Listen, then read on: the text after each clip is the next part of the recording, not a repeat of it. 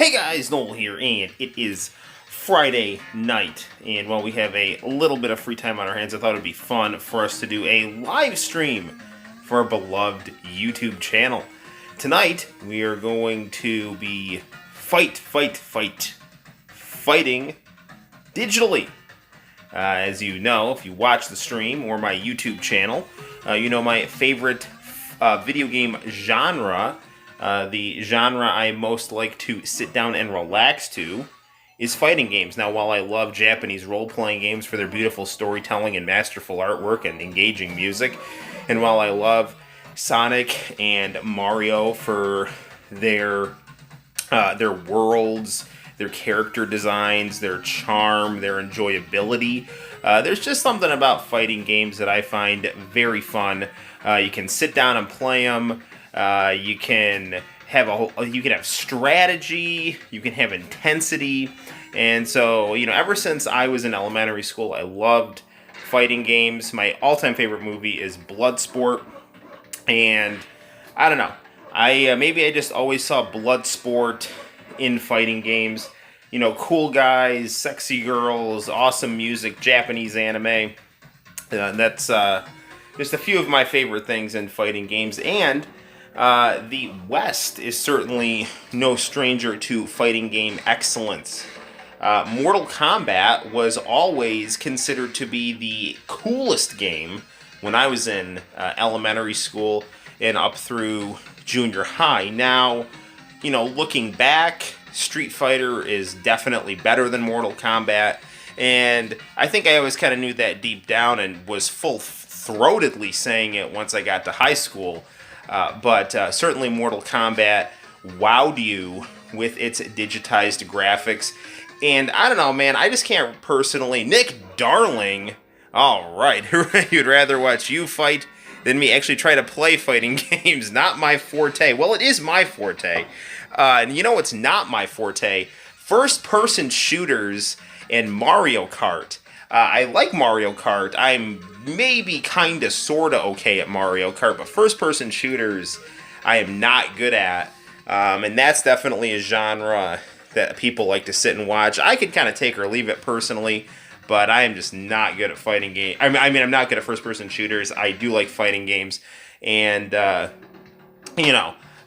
do enjoy to do some fighting in the controlled athletic realm. Nothing, professional or super competitive or anything like that, but I do very much enjoy training at a high level consistently and seeing where that leads. So, it is what it is, and I love fighting games, and we're going to start off by playing the fighting game that I wanted so badly when I was in elementary school, and I finally got it, and I was the happiest boy on the east side. And I remember popping this game on my 1970s RCA TV that I got from my best friend at a garage sale back in 1990. It was this color TV from, I had to be like 1979 or something. And I popped Mortal Kombat in. Yeah. The only shooters that I personally like are the shmups, like, Twin B, that kind of thing, like the Japanese shmups, Blazing Star, that kind of thing. So, the anime shooters I really like, the kind of the Space Invaders with anime, but I don't know, man. I mean, I actually really liked playing Duke Nukem when I was at slumber parties, growing up in junior high. I thought that was fun. But I don't know, man. Like, I mean, and GoldenEye's, cool enough, man. It's like, I mean, I definitely like, the 007 GoldenEye story. I thought Sean Bean was a cool bad guy. The whole 006, versus 007 thing I thought was super cool. But whenever I played GoldenEye with my friends, I never had an idea where the hell I was going. I mean, I think I played GoldenEye one time on the stream, and you guys were really funny. You're like, no, it's right in front of you, just do this, So, I don't know. But we're going to play some Mortal Kombat. I still have all the codes memorized for this game. ABAC, ABB has already been put in for the blood code. And then we're going to do some cheat enabled, hit some down, up, left, left, A, right, down. And And then we're going to play some Mortal Kombat. Older stuff is okay. I do like Dirge of Cerberus. In fact, Dirge of Cerberus I beat the hell out of and loved. And I've got it right here, actually. In fact, I don't want to pull it out, but I actually put it in a special red DVD case because I just thought it matched a little better. So yeah, I do love Dirge of Cerberus. That's a cool game. It's a third-person shooter. So we're going to start off playing some Mortal Kombat. For the Sega Genesis, we're going to run it through the Sega 32X and play it on a JVC professional video monitor, and you will be wowed by the crispness of the graphics. Now, I personally actually prefer the Sega Genesis Mortal Kombat. You bought it a few weeks ago, haven't gotten to it, getting things packed to. Oh, you will. I mean, lots of people don't like Dirge of Cerberus, but I really liked it, and it's actually got a song by my favorite, one of my favorite J-pop singers, Gact. And Gact is a vampire. He's hundreds of years old. He's like Santa Claus, except he sings J-pop, wears really tight pants and big sunglasses, and he's a good vampire. He won't like eat you. I mean, he might. I don't know, but yeah, that's Gact. He's a good guy. All right, let's set up our camera like so. Played it years ago, but never got to be. I really enjoy the Dirge of Cerberus. That is a good game. Let's get our camera going here. Now, the reason I like this better than the arcade version is I like the music better, and yeah, that's pretty much it. Yeah, I like the music better. And I think the gameplay is super smooth as well. And yeah, that's it. I like the music a little better. The gameplay's smooth, and it's really fun.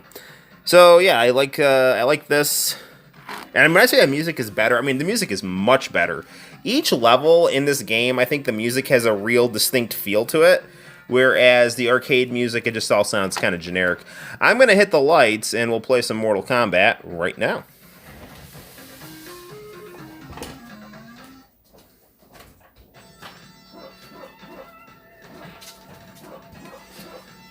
Right next to me, I have the PlayStation 4 on the 4K, and then I've got, on the Trinitron, I've got Zombie Alone going on, and that's going to kick to JoJo's Bizarre Adventure. I got Pluto TV's Friday night anime lineup on. This I found way better than the Super Nintendo version. Now, people want to talk about how the Super Nintendo version of this game has, better colors, which is true, but they're not that much better. And when you pop this into the 32X, the point becomes irrelevant. Sega Genesis, my friend. True Sinister, welcome. So, for me, this is my favorite version of Mortal Kombat, including the arcade. I like the music much better in this than the arcade version. I feel each level has got a real distinct feel to it. I think the arcade version has better graphics. I think the Super Nintendo version doesn't really look that much better. Of course, the blood code is the reason why everyone says this version is better. And you got the right version, my friend, because I think this is the version. Now, the other thing that sucks about the Super Nintendo version of this game is all this attract mode stuff. The Sega Genesis takes from the arcade. The only thing that's really lacking is the full motion video for the character biographies, but everything else is there. Super Nintendo doesn't have any of this stuff.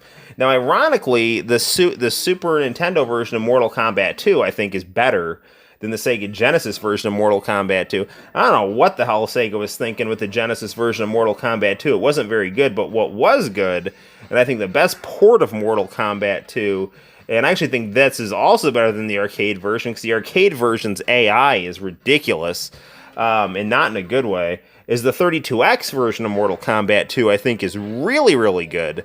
So, I think the Sega Genesis version of Mortal Kombat 1 is the best version of the game, and I think the Sega 32X version of Mortal Kombat 2 is the best version of that game.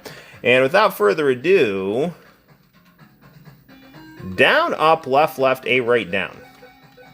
So we're going to actually put this to as many credits as possible and as easy as possible, and we're going to go down here, and we're going to play with these flags here. This is going to make it so that the computer can do finish moves, And we're actually going to put the pit as the first level. This will help us play Reptile. SNES here has a lagginess. Never rented it. I feel like all Super Nintendo games tend to play slower than their Genesis counterparts. I mean, I've got the Super Nintendo Mortal Kombat. We can pop it in, and you can like legit see the difference. In fact, okay, fine, let's do that. After we beat this, we'll play the Super version, and you'll see. We'll do it live, man, just like Bill O'Reilly. Okay, okay. Now, since Bloodsport is my favorite movie, I am partial to Johnny Cage. I've always thought Scorpion was the coolest character, just because I find his story interesting. Sub-Zero is always just cool. Sonya, sexy lady. Liu Kang. Oh. I accidentally dawdled too long and accidentally chose Raiden. I'm actually going to restart this here because I don't remember Raiden's fatality off the top of my head. So, that was stupid on my part. But you'll get to see me do the blood code, so that's good.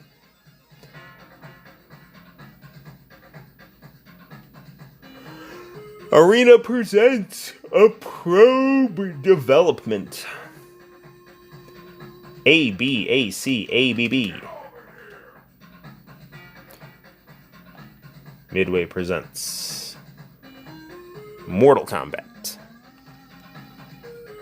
Down, up, left, left, A, right, down. Okay. This is also my favorite version of any This is also my favorite of any Mortal Kombat game, because I feel like this is a bright, vibrant, colorful, fun game. And the other Mortal Kombat games, I don't know, they get kind of dark and muddy, and I feel like they don't really even know what they want to be, you know? They're like these weird, dark, supernatural things with kind of nods to 80s pop culture, and I don't know, I feel like this game is like it's a dream match of every 80s action movie trope with violent finish moves, and the bad guy is one of the stock bad guys from Big Trouble in Little China. So anyway, let's get down to it. I forgot to put the first fight in the pit. Ah, well, whatever.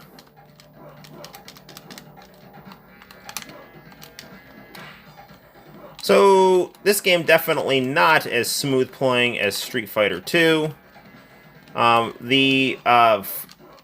Definitely the fighting special moves, you know, they're much more kind of herky-jerky, right? There's not much sweeping of the D-pad. It's just a lot of, like, hit this direction, hit this direction. Now hit a punch button, hit this direction, hit a punch button, you know, that kind of thing. And the other big thing in this game is there's a block button instead of just holding back to block, which is kind of weird. Not the end of the world, for sure. 1, 2, 3.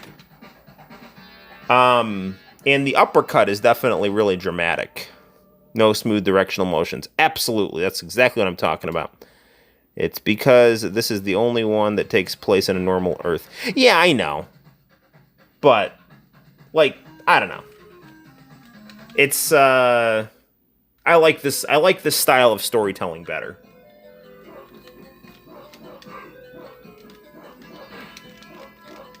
Once Mortal Kombat stopped being digitized, I thought it really stopped being special. I mean, Mortal Kombat 4 was cool for the novelty, because it was the first time you're seeing it in 3D, but after that, sweep, uppercut, jump kick, yep.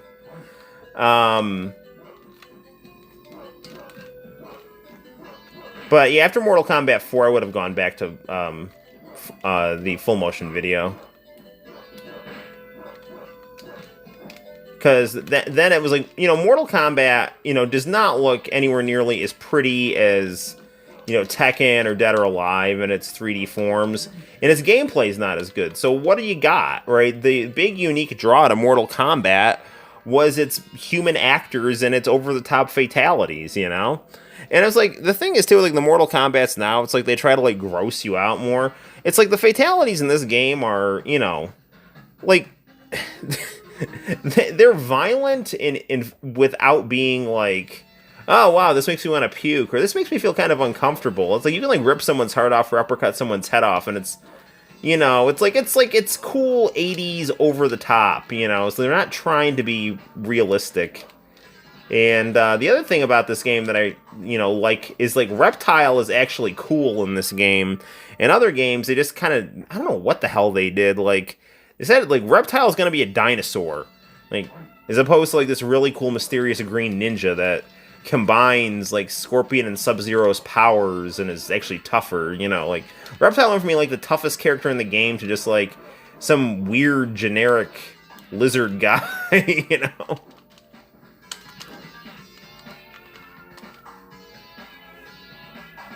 Speaking of Reptile, now that I've, not... Oops, I kind of knocked the camera. I didn't like the overreaction to Mortal Kombat in the 90s. Yeah, no, I mean, a lot of that was just done for stupid reasons. You had these politicians that were, like, giving funding to wars and, you know, really destructive, you know, foreign policy positions. But, like, where they were going to really draw the line was, you know, cartoon violence. Like, Johnny Cage uppercutting Kano's head off. You know, that's got to go. Funneling weapons to, you know, military juntas and whatnot, you know, that's okay. But, you know, blowing fire on someone and turning them into a skeleton in a 16-bit form, that's a problem. You know? Alright, let's try this again here.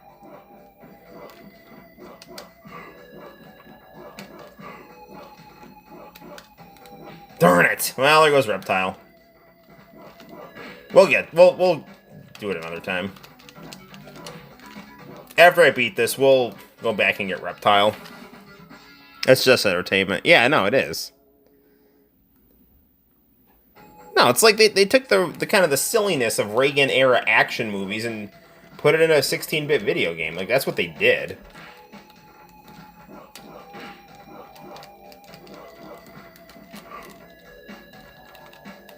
Like here, we've got the Terminator throwing knives versus Frank Dukes fighting above a spike pit.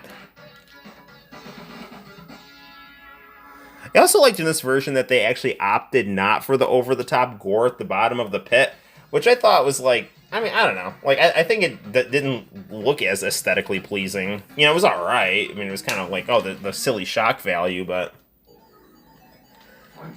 You know, I don't know. Sometimes less is more when it comes to that kind of thing. It's like Halloween, the movie Halloween, right? It's like Halloween, the first Halloween, did not have a whole lot of gore in it. It was more the implication of the gore and the suspense in your imagination that really made the movie more intense. And then its sequels are like, oh, we're just going to gore you out. And it's like, ah, this is stupid. You know? Like, Halloween is one of my wife's favorite movies, and I think it's pretty cool. And you tried watching the sequel, it's like, ah, this is stupid. You know what doesn't have a bad sequel? Bloodsport. Until they get to Bloodsport 4, and then that movie sucks, but... Bloodsport 2 and 3 are good. They get progressively worse.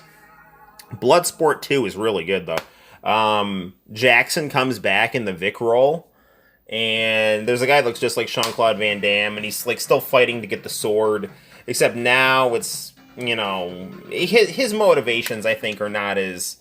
I haven't seen it as much, so his motivations aren't as fresh in my head as the original, which I've seen a zillion times, but, you know, his motivations were not as engaging as Frank Dukes' motivations, but they were still pretty cool. He had stolen a sword, and then he was going to go earn the sword, but rather than, like, being some kid that kind of came of age under this Japanese master, he's kind of a reformed thief that finds value in the martial arts. And it was really good, though. I mean, I really like Bloodsport 2. It's really good. In Bloodsport 3, like, the bad guy was the fat guy from Sliders. That show with Jerry O'Connell from the mid-90s. So that was good. And then, like, the fourth one made no freaking sense. It was just this dark mess with... It was just, like, ugly to look at, and the story made no sense, and I don't know. Like, Daniel Bernhard was playing a different character, but he was still the main character. I don't know. This is just stupid. Imagine if Jackson beat Bolo. He would have beaten Bolo. He started celebrating. That would have actually been cool. Then you could have had a friendly match between him and Frank Dukes for the end. But no, Jackson would have beaten Chong Li had he not been so emotional and started celebrating after he got him down. You know, he started like, yeah, he's dead, I got him, yeah, and then, like, Frank's like, keep going, and then, you know, he, like, nodded his, like, Chong Li gets up, and then, you know, we get that, no, stop, but luckily, Jackson's got a head like a rock, so, he's like me, you know, people have messed up their knuckles on my head, like, it's like, oh, I broke my knuckle on your head last night. Take that as a... Ah, man, I messed that up. Okay. Was Bolo quoting Bruce Lee when he said brick not hit back? Yeah, absolutely. Very good, but brick not hit back. You break my record. Now I break you. Like I break your friend. I heard this game was actually supposed to be a blood sport game. That would have been... Like, someone needs to do that, make a digitized blood sport game. I mean, like, yes, the actors are too old now. But, I don't know, I'm sure you could, like, do the movie and get, like, replacement, like, lookalike actors and kind of meld it together. Like, there's got to be a way to do this. But if you do a Bloodsport game, you got to have, like... It should be, like, Real Battle on... Like, Street Fighter, the movie, the game, like, Street Fighter, Real Battle on film. Like, make it look like Mortal Kombat, but play like Street Fighter, and then have the setting of Bloodsport. Are you surprised I saw the movie? No, because Bloodsport is the greatest movie ever made, and all connoisseurs of coolness have seen Bloodsport. I mean, I'm serious. That movie is like freaking... It is unquestionably the greatest movie ever. I love it. I love it dearly, and I can't say enough good things about it. That movie is flawless, and I will throw down intellectually, physically, spiritually, however, to defend that movie's honor, because it is that good, and that's just how it is. Do you believe the Kumite is real? No, I don't. I think Frank Dukes is a master storyteller, but I don't think anything he says is true. I don't care either. I truly don't. I mean, look, I think what Frank Dukes did was, I think he's an adequate martial. He's a really good fight choreographer. Like, he apparently like choreographed the fights in Bloodsport, and like that is one of the coolest. Like, come on, man! Like, the fights in Bloodsport look amazing. I mean, it's just the spectacle of martial arts done in a really fun, cool looking, and well executed manner. I know people like to kind of complain that one guy jumps the wrong direction after being hit, but that's kind of like the coolness of it too. Is like there's almost it's the comic bookiness of it. The fact that you have like good martial artists kind of doing over the top kind of pro wrestling style martial arts. I mean that doesn't bother me a stitch at all. So I think Frank Dukes is definitely a legit martial artist. He's a good fight choreographer. I think has some military background, but he is, I think, just someone who read a lot of spy books and decided to publish a crazy book. And I actually have never seen Bloodsport. Get the hell off. No, I'm just kidding. Nick, here's what you need to do. You need to watch this live stream. And then you need to go onto YouTube. And Bloodsport is free on YouTube. It's free. Like, just go to YouTube, type in Bloodsport, and it will be free. At least, I mean, I have premium, so I don't know if they're giving it to me for free or not. But either way, you've got to watch Bloodsport, and it's on YouTube. All right, it's either free or close to it.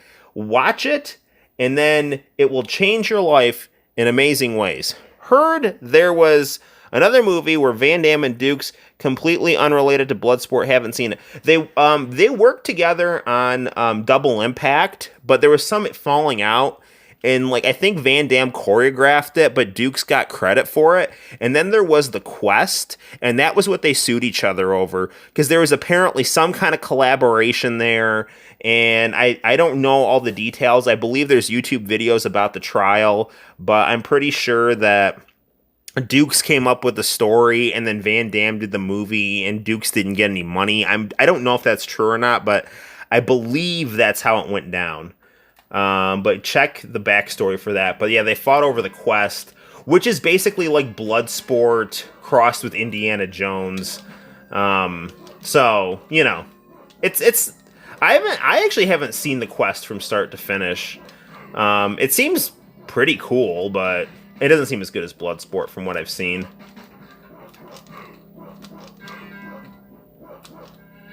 I think Van Damme's last great movie was Knockoff with Rob Schneider. I love Double Team. Double Impact. I saw Double Impact because WCW is promoting it heavily. That's a fucking great movie. I didn't mean to swear, but Double Impact is a great movie.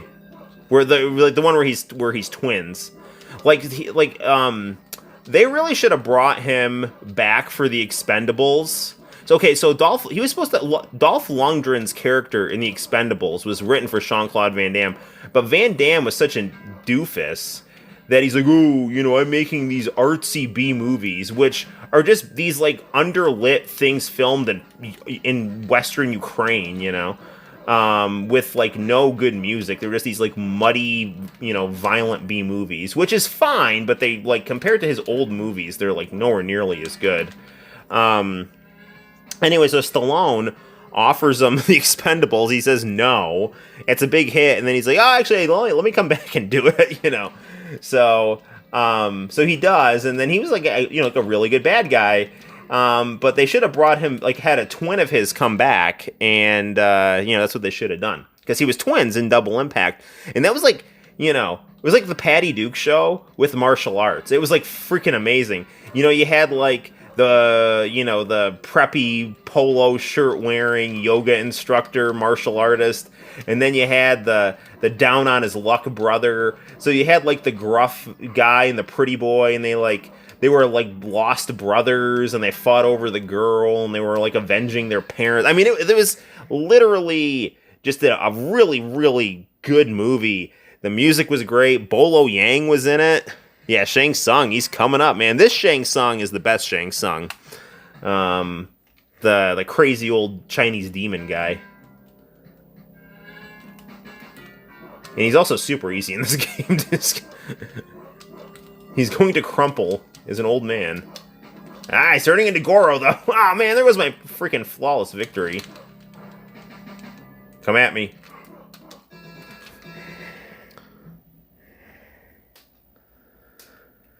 But do you see how, like, cool the music is in this game? Like, the arcade version, the music's just not that great. And then, like, the other slight on the Super Nintendo version is, like, they preserve the crap, like, not crappy, they have the mediocre arcade music with none of the cool garnish of the arcade version.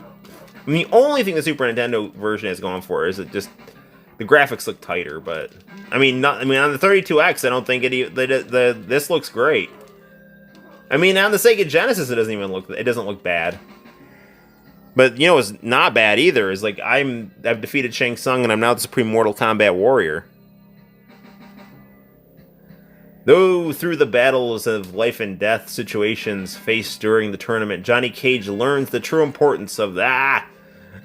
He returns to Hollywood after defending his new title as Grand Champion. Cage later goes on to film Mortal Kombat the movie, and its many successful sequels. Actually, there's only one sequel, and apparently I saw the first Mortal Kombat movie. I see the second Mortal Kombat movie advertised all the time. But didn't see it. I've got it on DVD, though. Daniel Pesina as everyone, and Liz Malecki as Sonya.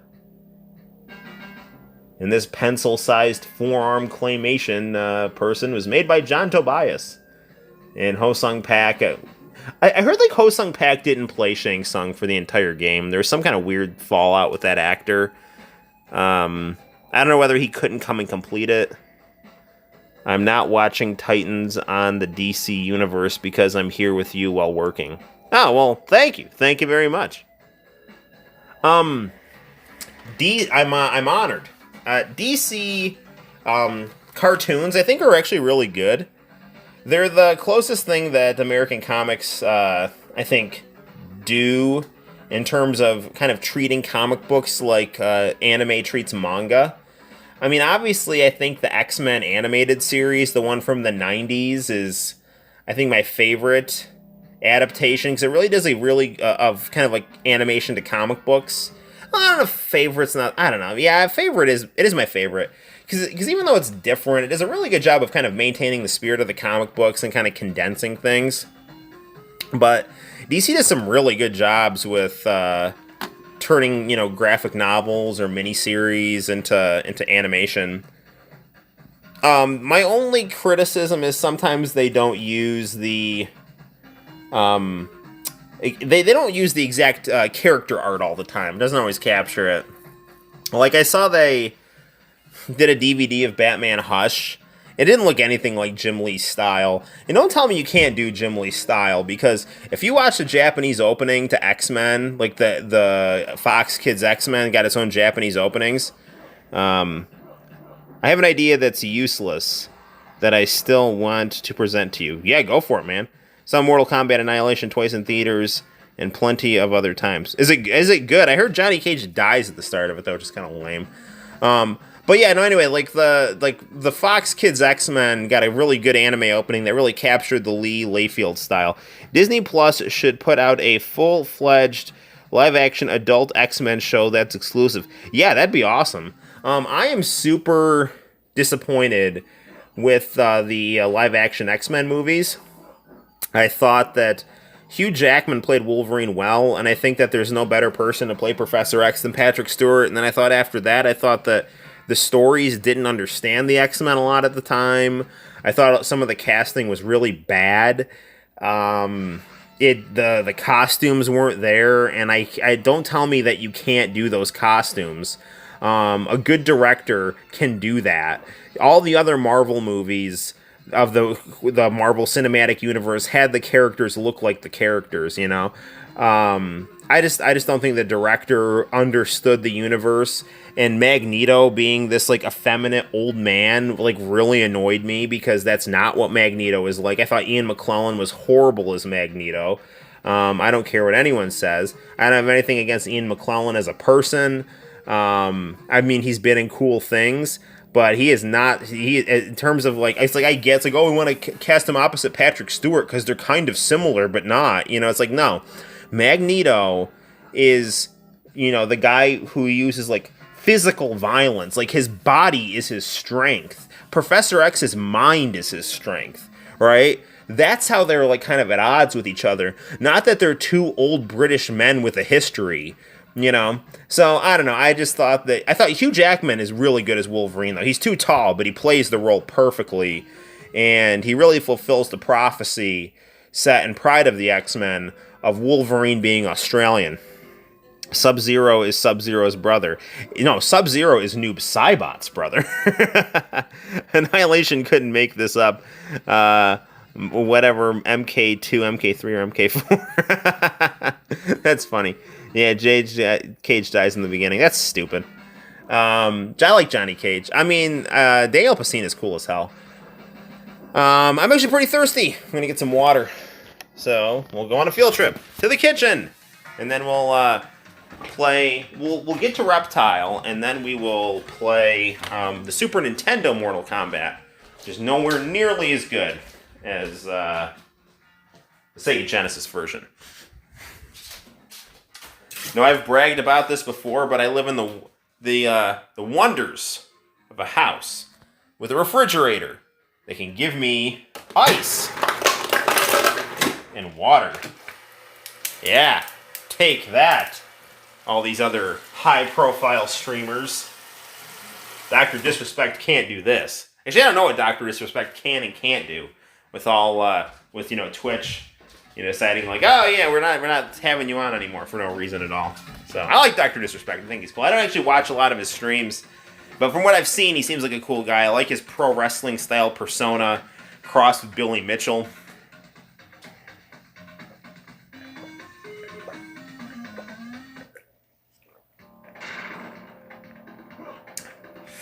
Yeah, it's important to stay hydrated. I get off in 2.5 more hours. Well, I don't know how long I'll be streaming.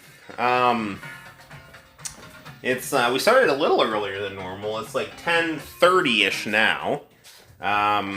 So we'll just see where it leads. Ideally, I don't want to go too late, because I am working on a manga. I've got about 11 more pages till I hit the max. 55 pages is as long as I can go, unless my relief comes late, once it was like an hour and a half late. That sucks.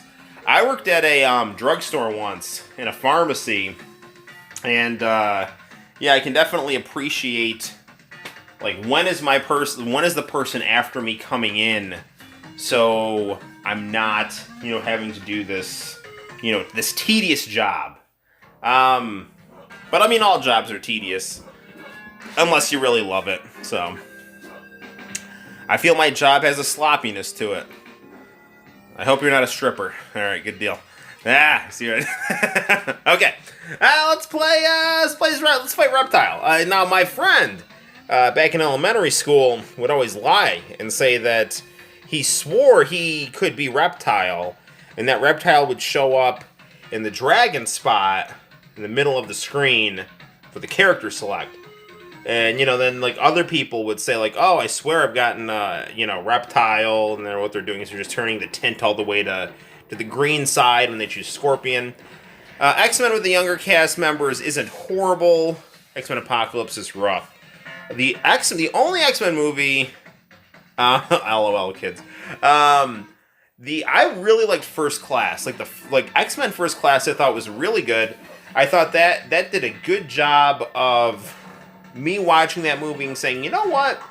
I could see this in the comic book continuity. I felt like it kind of got the time frame that the original X-Men, because that was done in, because X-Men started out as a Cold War comic. Magneto was like the Soviet Union, the Warsaw Pact was like the Brotherhood of Evil Mutants. The X-Men were like LBJ, and it's kind of like these two competing welfare states. Like Star Trek had this as well, right? The Klingons were the draconian Soviet Union that had their style of doing things, that took care of people through kind of guilt and force and conquest and just, military, efficiency. And then, like, the Federation or Professor X, it's like they were the kinder, gentler, welfare state. They were the LBJ welfare state, the Keynesian economics, that, like, took care of people, gave them a safety net, had kind of utopian aims and democratic methods with a capitalist spirit. Are you a fan of Ellen Page? I feel like I've seen her movies and she has an unconventional appeal to her, but things she said in real life rubbed me the wrong way. Are you talking about Juno? Because she seems like super annoying. Mainly just because, like, Patrick Stewart was in both Star Trek and X-Men. Yeah, I know. You see what I'm saying? That's. He was also Lenin too. Patrick Stewart played a hell of a Lenin. If you actually go on YouTube and type in Patrick Stewart playing Lenin, it was in a British show called Fall of Eagles, and it was really good. Good stuff. He really got Lenin down. I actually had a Russian history professor who's went to grad school with a guy whose grandmother knew Lenin, and he seemed just as crazy as Patrick Stewart played him. So basically, if he apparently chased after a train yelling, "When I'm in power, I'll kill you all," and so yeah, there's that. I don't know. I have a minor in Soviet history, and I do have a lot of respect for the complexities of Soviet history and both the positives and negatives of that government and those periods of time. And it's easy for me to look at it that way, as like someone living comfortably, in a democratic Republican society. And their concept of democracy was like the government does what's best for the people, and you had better obey the government or you're in trouble. So there were different concepts of democracy. But yeah, long story short, Patrick Stewart played an awesome Lenin, an awesome Professor X, and an awesome Captain Picard, at least in The Next Generation. I've heard mixed reviews of Star Trek Picard. Nick says it's good, and I trust Nick's opinion. But then I've also seen spoilers for it, and I'm just like, what the hell is this? I don't know. But yeah, Ellen Page seems annoying, but pretty. So, yeah, I don't know. Yeah, I mean, that seems pretty typical of most actresses in Hollywood. Like, oh, there's something visually appealing about her, but she's an idiot. So, you think the Soviet Union would have gotten as big as it did had the Nazis won World War II? The Nazis won World War II, I don't think the Soviet Union would have existed. I think the Nazis would have taken it over. I think they would have installed a puppet government there, and I think they would have been, like, brutal to Jews. And that's what would have happened. I think there compared to like Stalin, there might have been some groups that the government might have dealt with more discretion with. Like, I know there were people that collaborated with the Nazis during, the war against the Soviet Union because Stalin was brutal. And there's like a history of anti-Semitism in Eastern Europe, but I think the world definitely would have been worse off had the Nazis won. And I don't think the Soviet Union would have existed. I think that Hitler would not have tolerated a socialist government. Even though he called himself National Socialist, the Nazis were... they used the name socialist and had elements of socialist to them, but they were more Nietzschean in the sense that they did not believe in a welfare state. I think they believed in a government that had a role in the economy, but they were not egalitarian even on paper. The Soviet Union was egalitarian on paper and a totalitarian state that utilized political terror. It shocks me hearing how people let the Nazis rise the way they did. Yeah, I mean, the Frankfurt School, which is a kind of a democratic Western European Marxist intelligentsia movement from the 1920s through 1960s. Their whole thing was like the dialectic of enlightenment, and it was basically that, Germany was a society that could achieve anything but believed nothing. And that combination created an opening for the Nazis to basically come in there and start providing solutions to problems that nobody had. They were bad solutions. Germany was, really abused at the end of World War I. They got blamed for the war. The war was not their fault. And then the Great Depression happened. Capitalism imploded. And, so I think that's why the Nazis came to power. Because of historical circumstance and the social decay of bourgeois Germany. I almost feel like they should have had a German regular army versus the SS Civil War type situation. No, I don't think. I mean, like, Hitler got a plurality of votes. I mean, the other reason why Hitler came to power is that Stalin really used a lot of his prestige to divide the left in Europe, because his whole thing was that he wanted to go after the Social Democrats and the Trotskyites. He wanted to go after like the moderate Marxists and the kind of anti-Stalinist, Leninist Marxists, and he'd call them like social fascists and say that like they're almost indistinguishable from Nazis. And so the left did not have any kind of united front in Germany to stand up to Hitler. So they were divided. It seemed like it just seemed like the regular bourgeoisie, the more kind of parliamentarian group, they gave the green light to World War I, which was a bloodbath. The left that was, oppositional to it was all bickering and wasn't united. So Hitler was the only person that I guess seemed attractive to enough people, and he ended up winning and then drove Europe into the ground with his unique brand of, social Darwinism, Nietzsche, and megalomania. And ultra German nationalism. It's a interesting stew. So yeah. So there's your history lesson right there. Yeah, no, it's not good.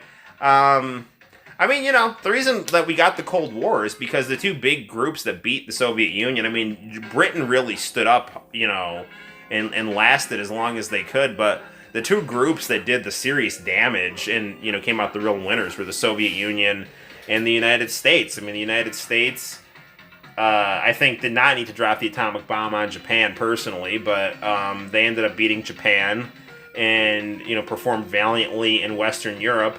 And the Soviet Union drove the Nazis drove the Nazis back into Western Europe where the U.S. was waiting for them. I mean, they were horrendously brutal on their vengeance marches, but, I don't know. I mean, that's what it is. And there's definitely sins to go around in World War II as well. I mean, I think our side carpet bombed indiscriminately a lot of the time to flex our muscles. And then the kind of the totalitarian, authoritarian terror states that were around had their own, just some of the worst evil in history. And, I mean, I love Japan, but, Japanese militarism did some of the worst stuff in history as well.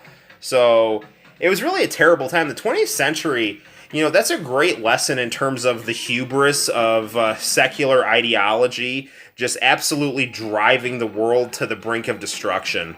That's really the story of the 20th century. And when people talk about, like, oh, I stand with science or I stand with logic, like, yeah, so did everyone at the start of the 20th century. And by the 1950s, people had basically created a way to destroy the world a million times over and had killed people in record numbers in really short amounts of time.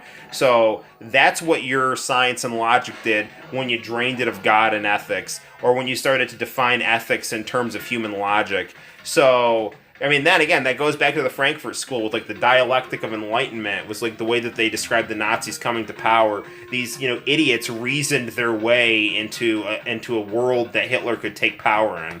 So, on that note, let's play some video games. All right, let's play some, let's get some Reptile going here. To the bottom of the pit.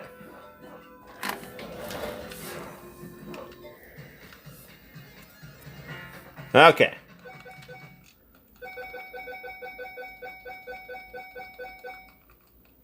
The pit. Gonna be Johnny Cage again, because he has an easy finish move to pull off.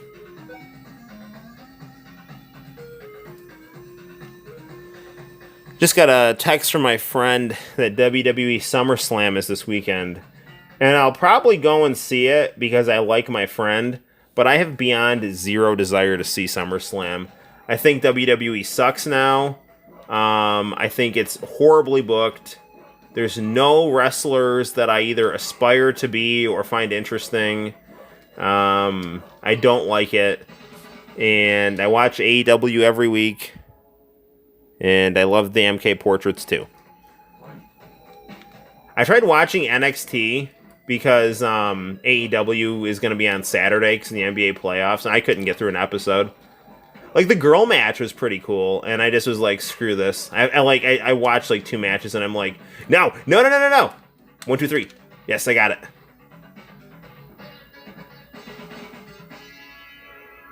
I have WWE Network, and this is the least interested I've been in SummerSlam. This is the worst the WWE has ever been.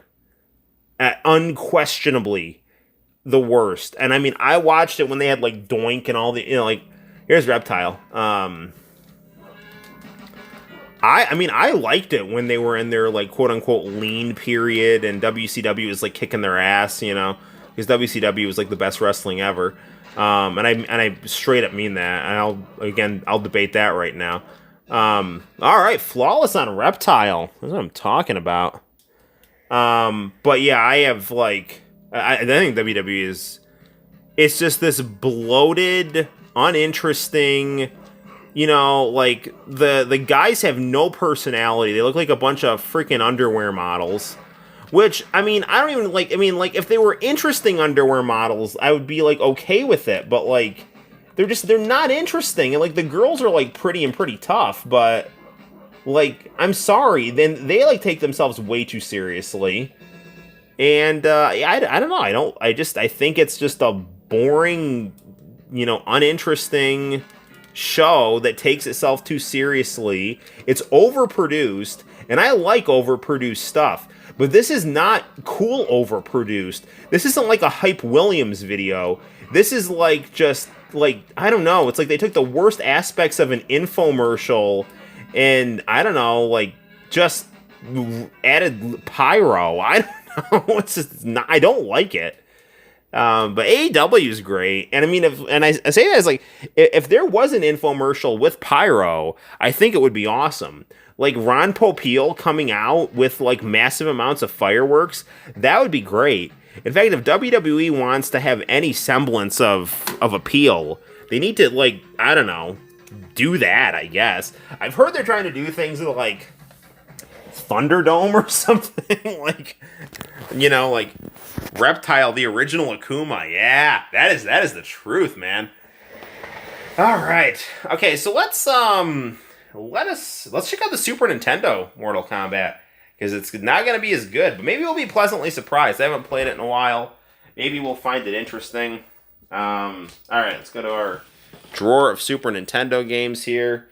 We have some really cool RPGs that were not actually sold in stores in the United States. So we have some really cool custom made.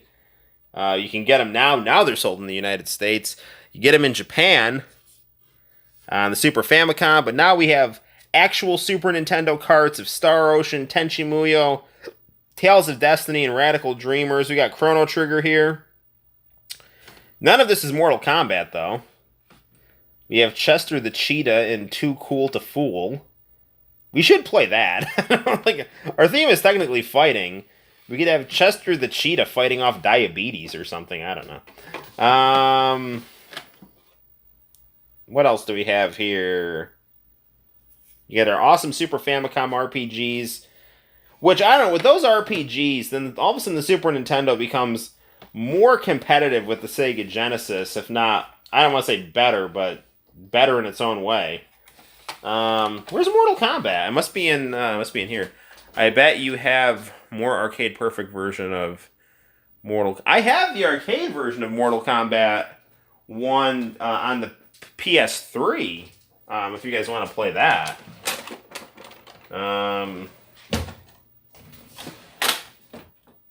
Where the freak is the Super Nintendo Mortal Kombat? Is it in here? Let's see, we've got... This is like my B team of Super Nintendo games that couldn't fit in the drawer there. Super Bases Loaded, Bulls versus Blazers, Madden 93. We got Killer Instinct in here. That's a good game. I have Mortal Kombat 3 on the PlayStation. No, it's got to be in there. We got Zombie Loan on here. JRPGs are the Super Fam... Yeah, it is the Super Famicom's strong suit. I know I've got Mortal Kombat in here. I know it's in here. Yeah, Super Famicom was, you know, the thing in Japan. I'm super happy that I've got Mortal Kombat. I found it. Okay. It was kind of tucked away here. Mortal Kombat. Yeah, PC Engine had some ridiculous shmups.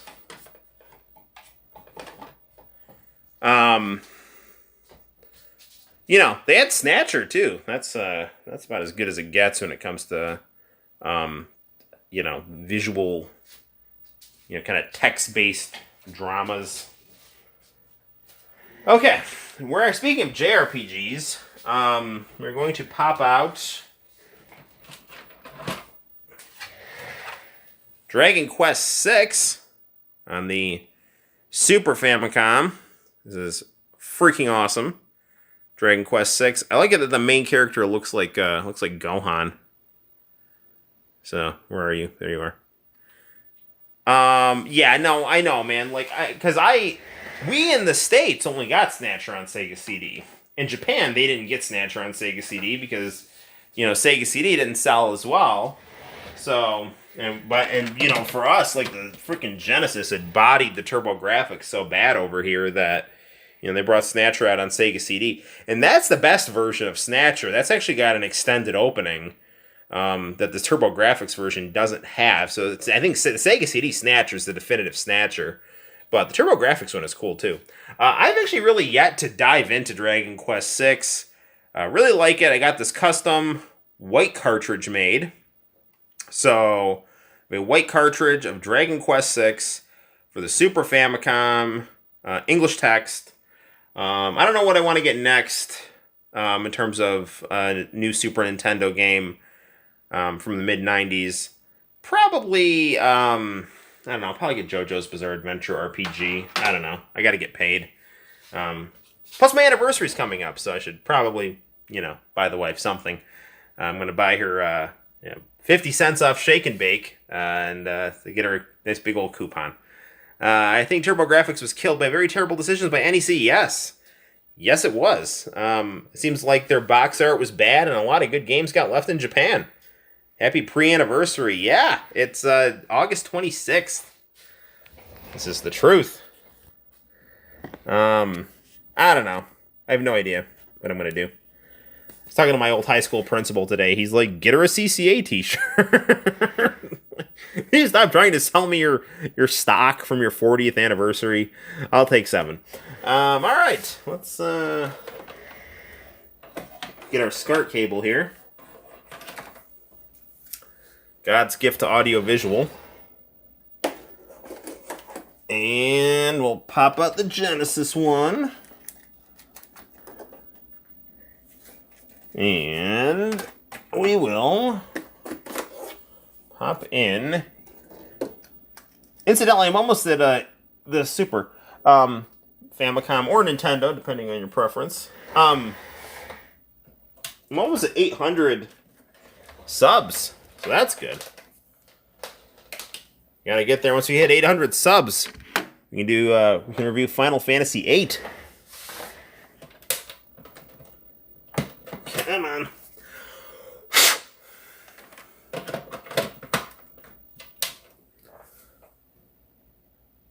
Is this plugged in? There we go.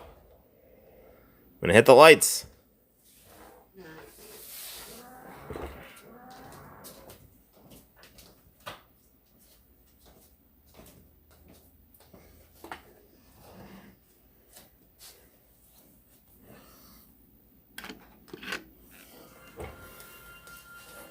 So this is your opening. Like none of that other stuff, you know, with like all the codes of honor and all the cool stuff.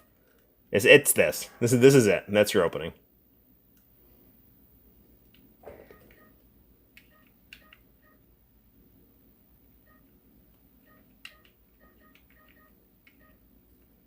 And there's your options screen. No cool music, no characters scrolling on the side. Sega Lord X did an SNES versus Genesis MK. No, I love Sega Lord X. I did not watch that video. I didn't know he was doing it. It is a coincidence. Great minds think alike.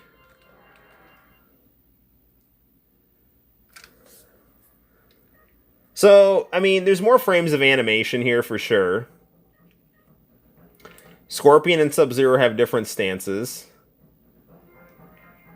And, yeah, I mean, for sure there's more frames of animation here. But in the character, and the menu music isn't bad. But once you get into the fights, you know, I don't know. I don't think it's going to be as good. You have smaller character portraits when it comes to your battle ladder. I talked to 6... Ooh, cool. You email him. Yeah, no, I love his channel. Yeah, tell him you watch my channel and that I like his content. Okay, so, you know, the obviously you have blood instead of sweat.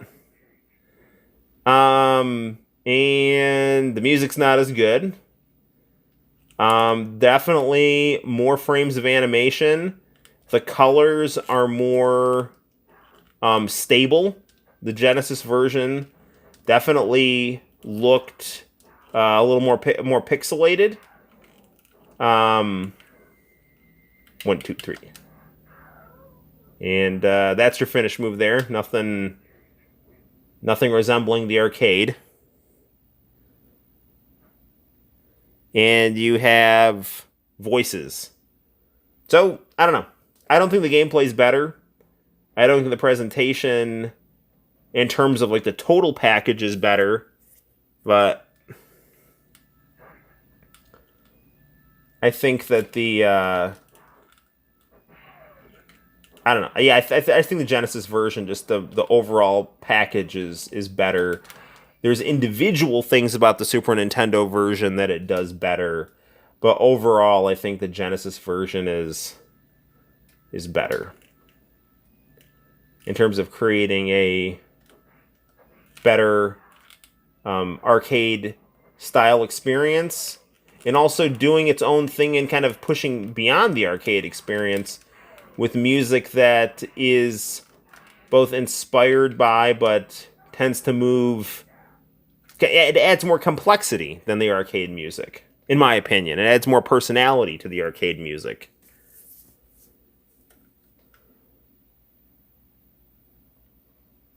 I mean, certainly the text and stuff isn't bad. It's a little more bubbly, which, I mean, is not... It's just different, you know?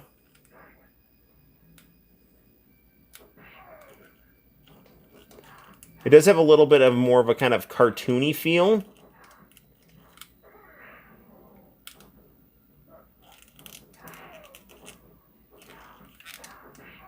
I mean, you can definitely see why in commercials they'd want to show the Super Nintendo version more, because there's more detail on the characters and there's more vibrant colors and there's more frames of animation. But I don't think the gameplay is any better, personally. And I don't think I don't think the music has as much personality. And it lacks all the garnish that the Genesis version had, that preserved what the arcade version had, with, you know, minus the full motion video of the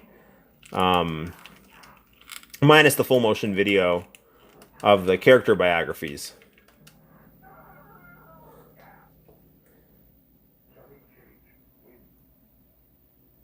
He said everything you're saying, but Sega CD version over both. I've never played the Sega CD version, even though the video is literally SNES versus Genesis. Ah! I don't know what I'm doing. Come on! I ran out of time. The portraits of the characters are bigger on the Genesis version than the Test Your Might. I really should try to get the Sega CD Mortal Kombat. I'm not seeing any fun stuff flying by the moon.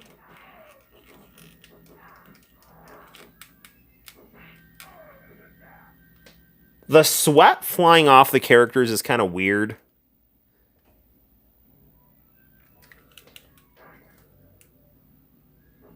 But, I mean, to me, Mortal Kombat wasn't really about the blood. It was about, like, holy crap, this game looks hyper-realistic.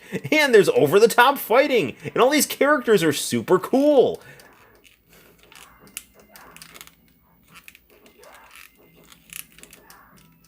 Well, I'm happy that me and Sega Lord X have the same ideas. He does great videos. Yeah, I love his videos. He does great videos about Sega Saturn.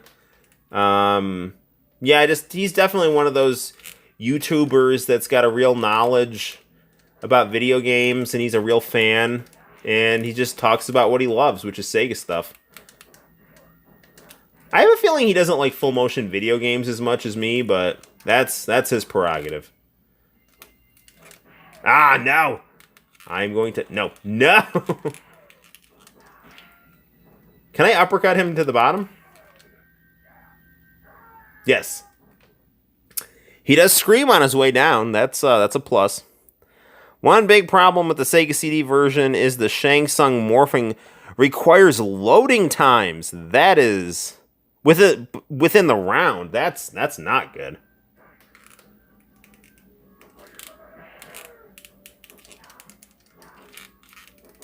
Although, I mean, how long for the loading times?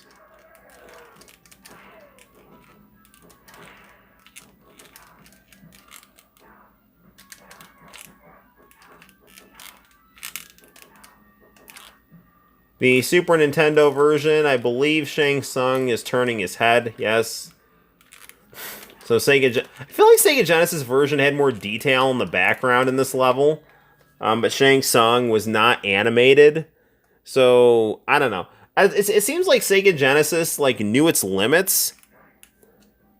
It's short but breaks the flow. Gotcha.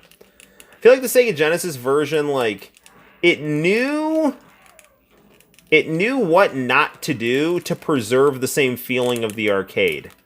Whereas Super Nintendo is just like, hey, we can do, you know, some things graphically superior to the Sega, And then they really kind of sacrifice the arcade experience. But it's literally only the last fight. You know what's really cool about the Mortal Kombat version for Sega CD is the music video opening. Where they like do the commercials and play the dance song. You know what's really cool about Mortal Kombat for this time? This is another reason why I like Mortal Kombat 1 more than all the others. Is the Mortal Kombat CD that had all that like 90s dance pop stuff. Like Scorpion, lost soul bent on revenge, lost soul bent on revenge. That is some great stuff. And Sub-Zero, oh, Chinese ninja warrior, with your heart so cold, Sub-Zero. And then, like, the Kano song, which is like, this girl, like, you're a bad guy, but I feel for you. Like, it's phenomenal. It's like really good stuff. So yeah, I mean, playing this now, I'm a little less negative towards it than I was at the start of the video. But it's definitely, if I gotta choose one over the other, I'm definitely choosing the Sega Genesis version. Although, you know, this is definitely not... I mean, it's not like it's not like a garbage port or anything like that. I mean, it definitely does some things really good. And if you're a Super Nintendo fan, you know, it definitely gives you some things to, like, hang your hat on. You know, like, oh, hey, well, the Genesis version doesn't do this. You know, Kano doesn't move quite as much, you know? Ah, darn it.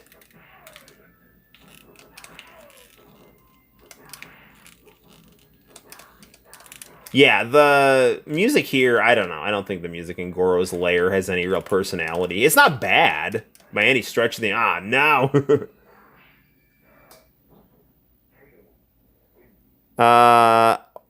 Okay, hang on. It's hard to compare because you're just comparing hardware.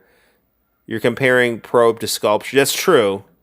And I consider sculpture superior overall. It's not the handheld version. Well, I don't know, man. It just depends on the... I mean, it just depends on what you're looking for, right? I mean, if you're looking for, like, okay, technically, for certain things, this looks more like the arcade.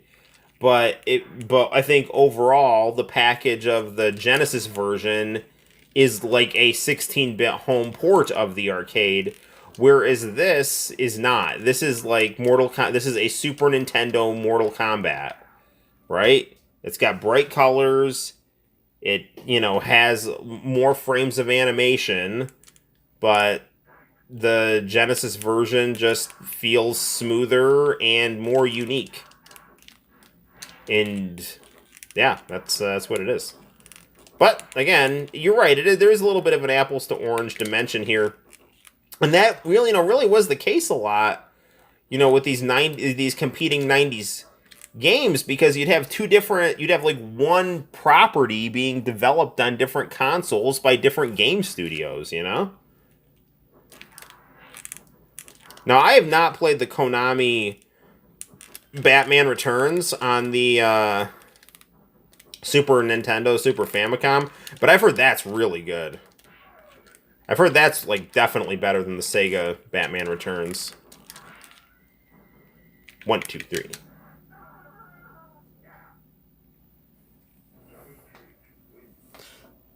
Arrow! How's it going, man? Playing some Mortal Kombat. So we're actually comparing Mortal Kombat on the Sega Genesis to Mortal Kombat on the Super Nintendo. And, I mean, I'm definitely someone who prefers the Sega Genesis version. I think it is provides the arcade experience with better music. Albeit it takes a sizable hit in the graphics department. The graphics, I think, are still aesthetically pleasing. The Super Nintendo version, I think, offers more in terms of its color palette, its frames of animation, and its character portraits are a bit more detailed. Scorpion and Sub-Zero have different fighting stances, but overall, I think it lacks the tone and the music and just the general arcade packaging of the Sega Genesis version of Mortal Kombat. This is literally, this is Super Nintendo's Mortal Kombat as opposed to, here's the arcade Mortal Kombat on the Sega Genesis. You know? So, there's that. That's my take on it. I prefer the Sega version, but I'm definitely I'm enjoying myself playing this and talking about it. But you know, playing these two side by side, you know, while this version definitely has its merits, Sega's better, in my opinion. Obviously, if you're a Super Nintendo fan, and I'd say I'm a real Super Famicom fan. The Super Famicom JRPGs and you know, some select titles are just really, really good. I love the whole anime, you know, Shonen Jump, Super Famicom vibe. But if I'm, you know, Sega Genesis has just got a lot of really good, you know, arcade-style games on it that Super Nintendo just doesn't, you know. I mean, I think Sega's really strong suit is bringing the arcade experience home, and Super Nintendo's strong suit was getting really good exclusivity deals with a lot of Japanese anime products and really good video game studios. And Kano just threw some kind of dagger at my chest there. So that's not good. Ah.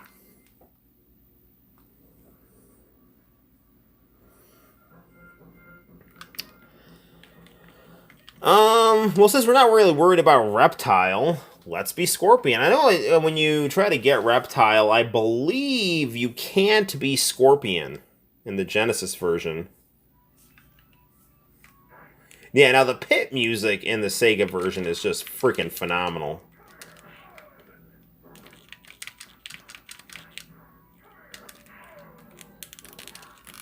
The Super Nintendo version also opts for the more polite "come here" than the more angry "get over here."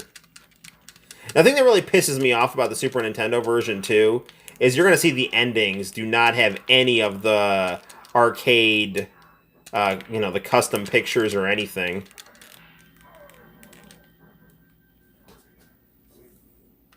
Just got back from the girlfriends. I'm a little bit ago. Cool. Good deal. Well, hopefully a good time was had by all.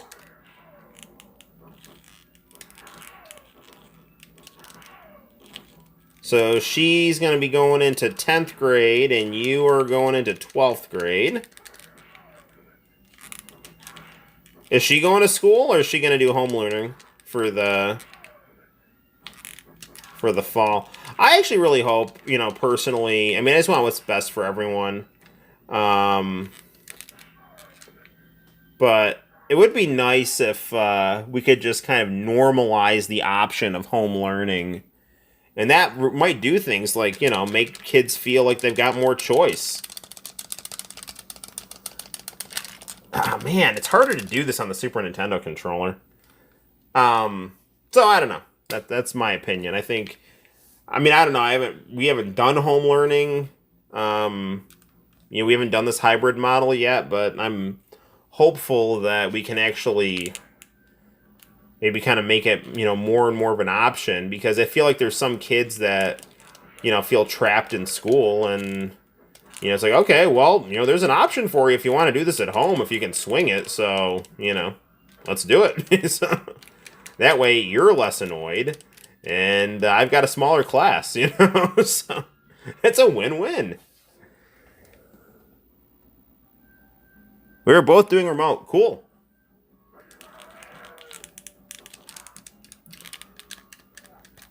And it's like, you know, who knows when things are going to get back to normal.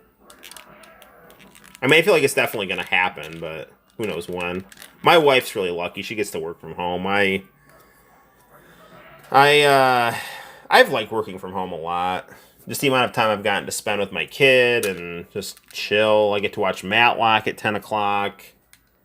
You know, I like teaching at home, too. I thought it was, you know, I had my whole routine. I've yet to go to my classroom yet. I've got a lot of stuff on my walls. I really went out of my way to make my classroom really, really fun.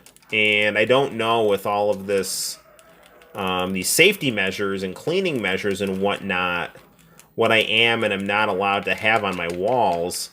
But I left everything on my walls when I left because I was never told to take anything down. So.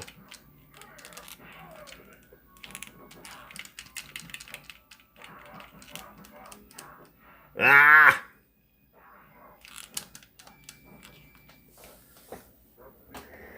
My day was good. I completed 2 pages on my comic book. And then I went to my mom's house with my son. And I had Chinese food for dinner. And my wife paid for it because it's her turn to buy dinner. We always do takeout on Fridays. I had what's known as the seafood combination at a wonderful restaurant called China City. So there's a bunch of seafood on top of rice with a shrimp egg roll. And now I'm doing a live stream. And I think there's going to be a bunch of JoJo's Bizarre Adventure on Pluto TV, which is also good. Another thing I did today was I decided to plunk down a little bit of, I think like $7 a month to get Crunchyroll, commercial-free version or whatever. Because my son was talking about, I was telling my son how when he was little, we used to watch Slam Dunk together, and Crunchyroll has that. So, he was wanting to see that, so I downloaded Crunchyroll on the Roku, and we were watching some Slam Dunk, which is good stuff.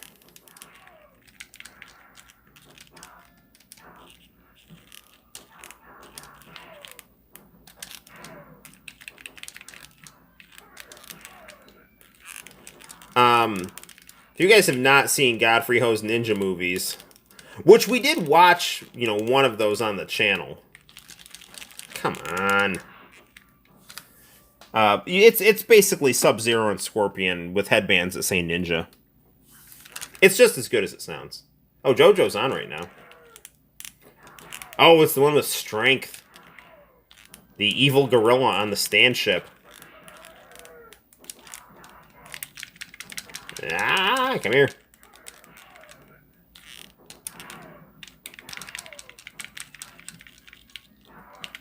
Ah, jeez. Gosh darn it. This game is... I'm not whizzing through this version as quickly as the Sega version, but, we're pretty close. I mean, we're, on the endurance, around the second to last endurance round. Rapidly approaching Goro's lair. Oh, cool, you're going to start working at Doug's Fish Fry. I love Doug's. Yeah, they have really good food.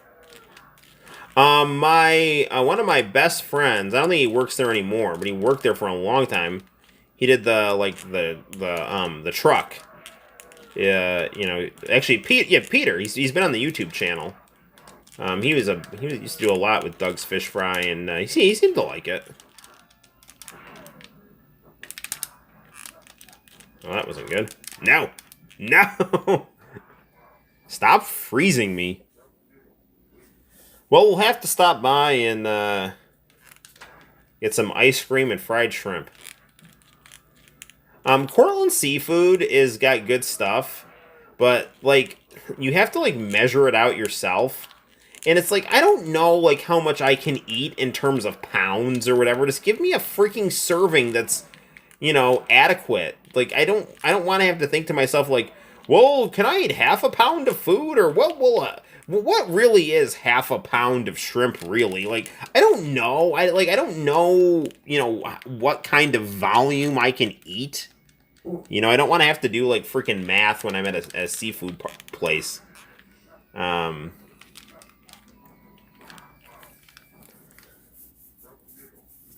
But, I mean, there you go. That's a reason to really pay attention to your basic arithmetic and then be able to relate that to how much seafood you think you can eat.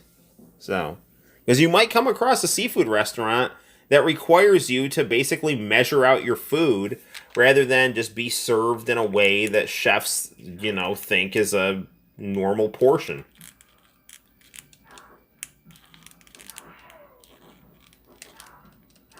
It's like, it's not like you can, like, eyeball it on the plate either. I mean, the food is really good, though. But then again, it's like they don't...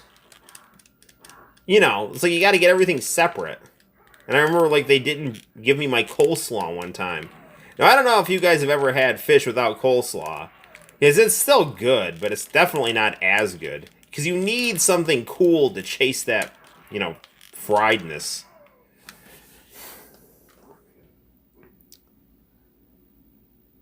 It's family owned. And, nice. Well, I'm kind of quickly glancing at the screen. Looks like one of your bandmates also works there. That's cool. Cool, cool, cool. No, no, no! Gosh darn it. You know what's weird? I don't think the Sega Genesis version spelled Raiden, R-A-Y-D-N. Maybe they did, but... they, like, went for the Western phonetic spelling as opposed to the R-A-I-D-E-N.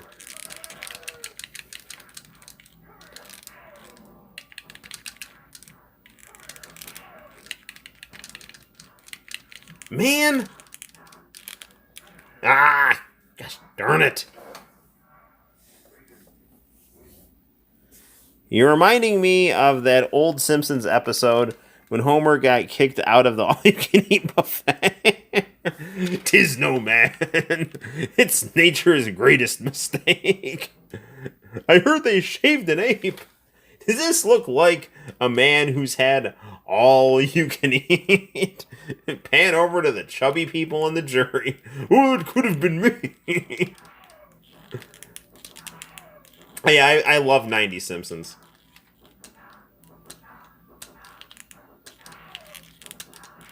I mean, I've said this before, it's like, I don't want The Simpsons to be canceled. I just want them to do, like, 2 new episodes a year, and then the rest of the time just show Simpsons from, like, 1992 to 1999. Never mind. Show Simpsons from 1990 to 1999. Because, like, even though, like, when comparing The Simpsons from 1990 to, like, later Simpsons, it's like, oh, wow, this really isn't as funny as the later Simpsons. They definitely have their charm, and it's unique, and it's cute, and it's smart, and it's funny, and it's, you definitely want to watch it. New Simpsons is... It's like the WWE, like, it's something I once loved that I can't watch it. It's just, it sucks that bad. And I don't want it to go away. I just want it to change. If WWE went under, I don't think I'd really care because of what a creep Vince McMahon was to rival wrestling promotions. Finally got him.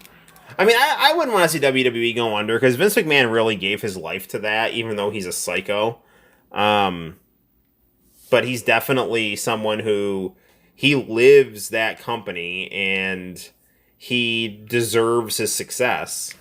That said... It's terrible. It's not good.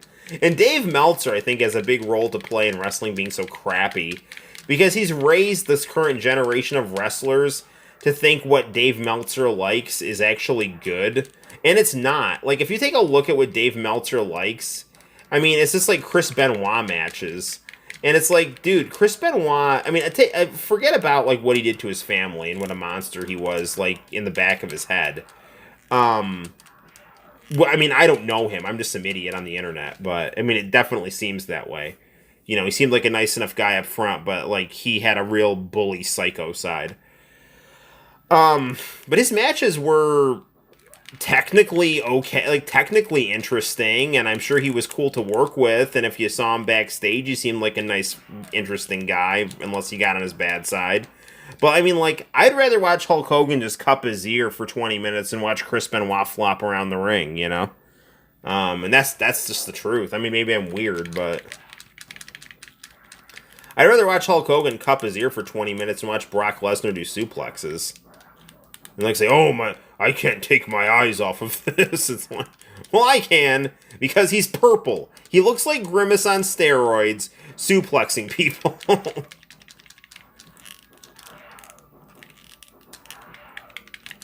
And he doesn't seem like a particularly nice person either, so... Raven said that he didn't like Benoit's pacing and that he needed to slow down. I don't disagree with that. My friend said WWE is going to be completely caught off guard if they go bankrupt. It could happen. Bischoff almost had him. I mean, they were taking the water coolers out of that place. Vince McMahon actually had to get loans to try to stay in business. Flair on Nitro was the only time I saw another major promotion acknowledge him by name. Yep. Well, WWE got so desperate they just started letting Cornette shoot. They did anything to acknowledge this, something like that was what was successful. The problem with WCW, as far as I'm concerned, is that like the wrestlers got super disrespectful to Bischoff, and he didn't know how to control them. And then he stopped paying attention to shit because of all the corporate drama that was going on at Turner. He let Nash run things, and Nash is, he's good, but he's not as smart as he thinks he is. And, WWF just was doing a combination of copying the tropes that Nitro had, copying the tropes that ECW had, and then having Vince McMahon's unique brand of showmanship, knowledge of the industry, and Jerry Springer, shock value. And since WCW, which had the superior product, they just weren't progressing their stories. Stuff was stagnating, and at a certain point, people were like, well, let me see what WWF is doing. And then once they saw it didn't suck, they started kind of tuning in more and more and more. And even if it kind of ebbed and flowed so that people were like a little more interested than WWF than WCW at certain points, the pendulum would have swung back. Because if you actually took a look at WWF at that time, the Attitude Era at its peak, it had a good 2-year run. And then after that, people started losing interest.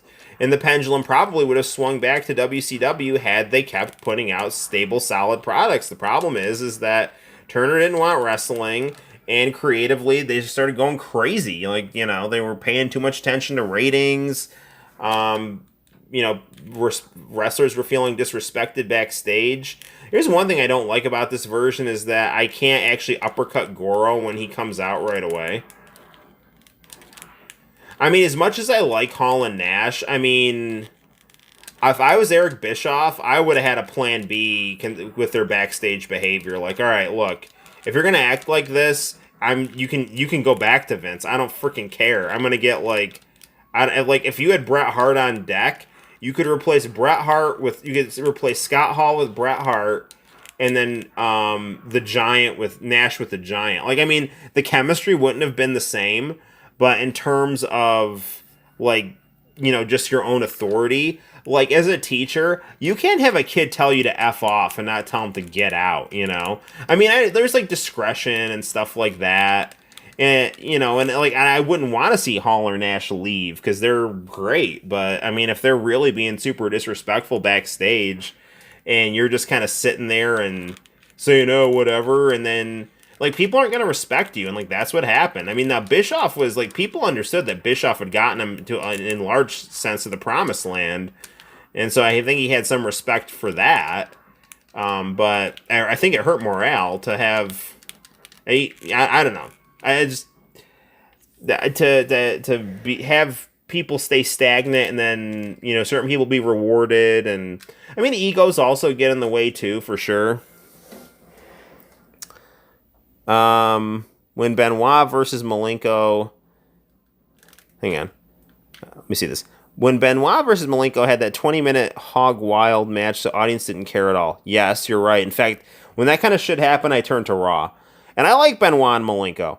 But if it's oh, wow, there's Sable topless, and then here's Dean Malenko, hugging Chris Benoit's hips for 20 minutes. What am I going to watch, And I'm not saying that that's good. I'm not saying that WCW should have had, their own topless girl.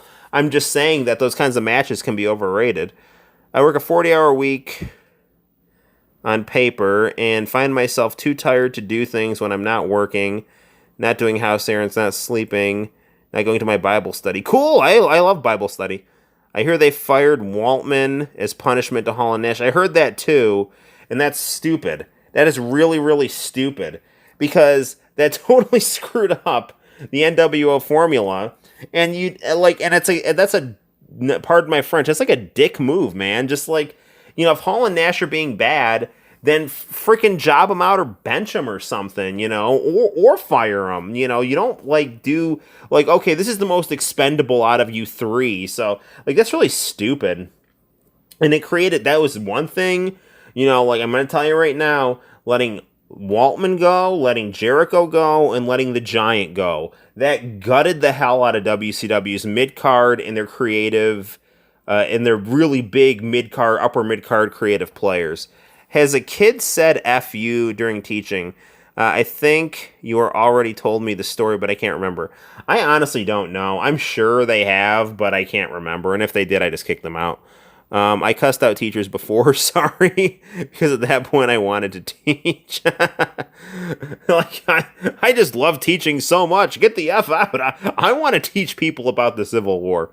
I'm willing to visit friends, but just want to sleep in instead. All right. Yeah, no, I hear you, man. I mean, definitely, that's one, well, I don't know, having a kid, you definitely don't get as much sleep as you'd like, so I can relate to that.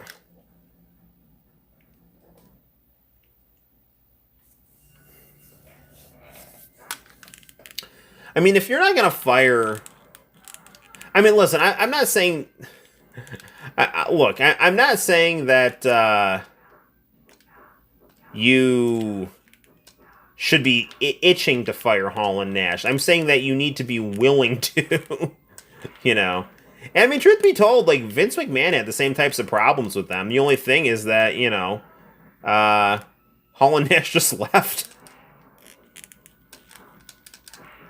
Now that said, Hall and Nash, I think, I'm probably going to get, quote unquote heat for this, but I think Hall and Nash are better than Austin and The Rock.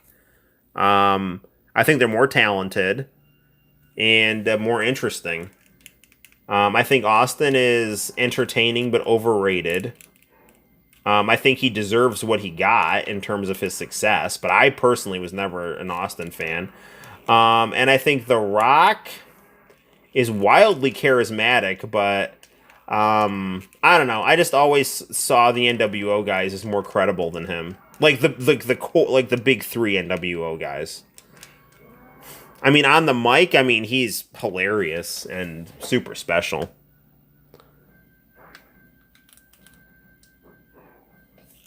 Hang on, Sinister. I am losing to Goro here, so I don't want to look away.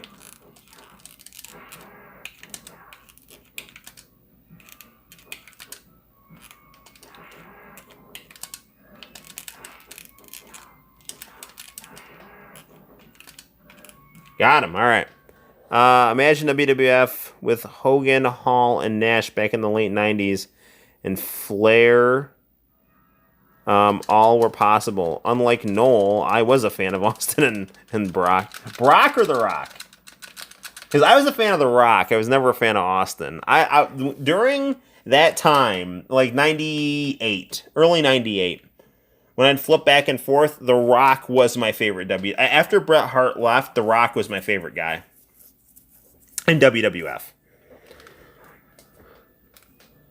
I don't like Brock Lesnar, though. I respect Brock Lesnar in terms of being, this guy's an amateur wrestler with, some, legit mixed martial arts skills.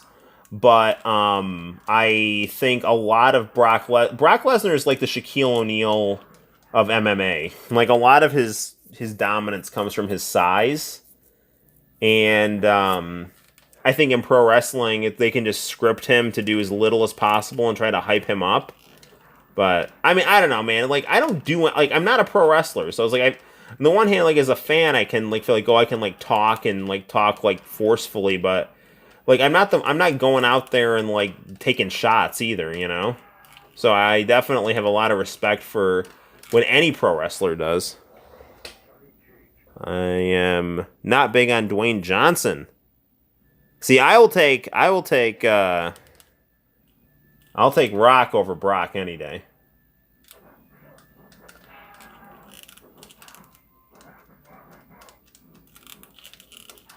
And I heard Austin left at one point because he did not want to lose to Brock Lesnar.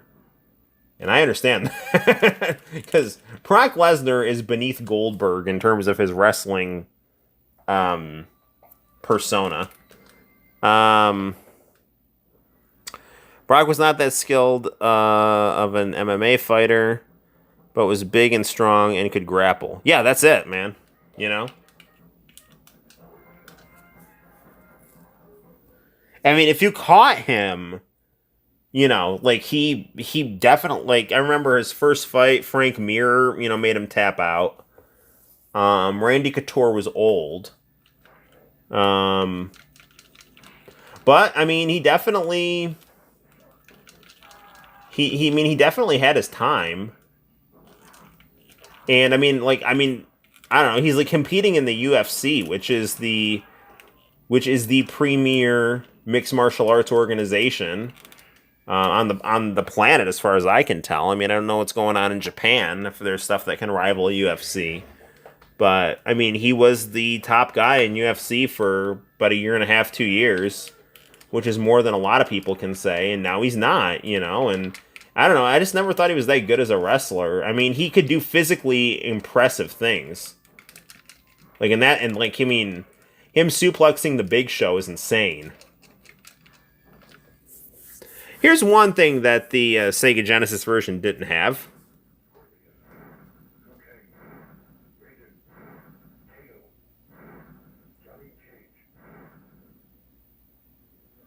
Outstanding.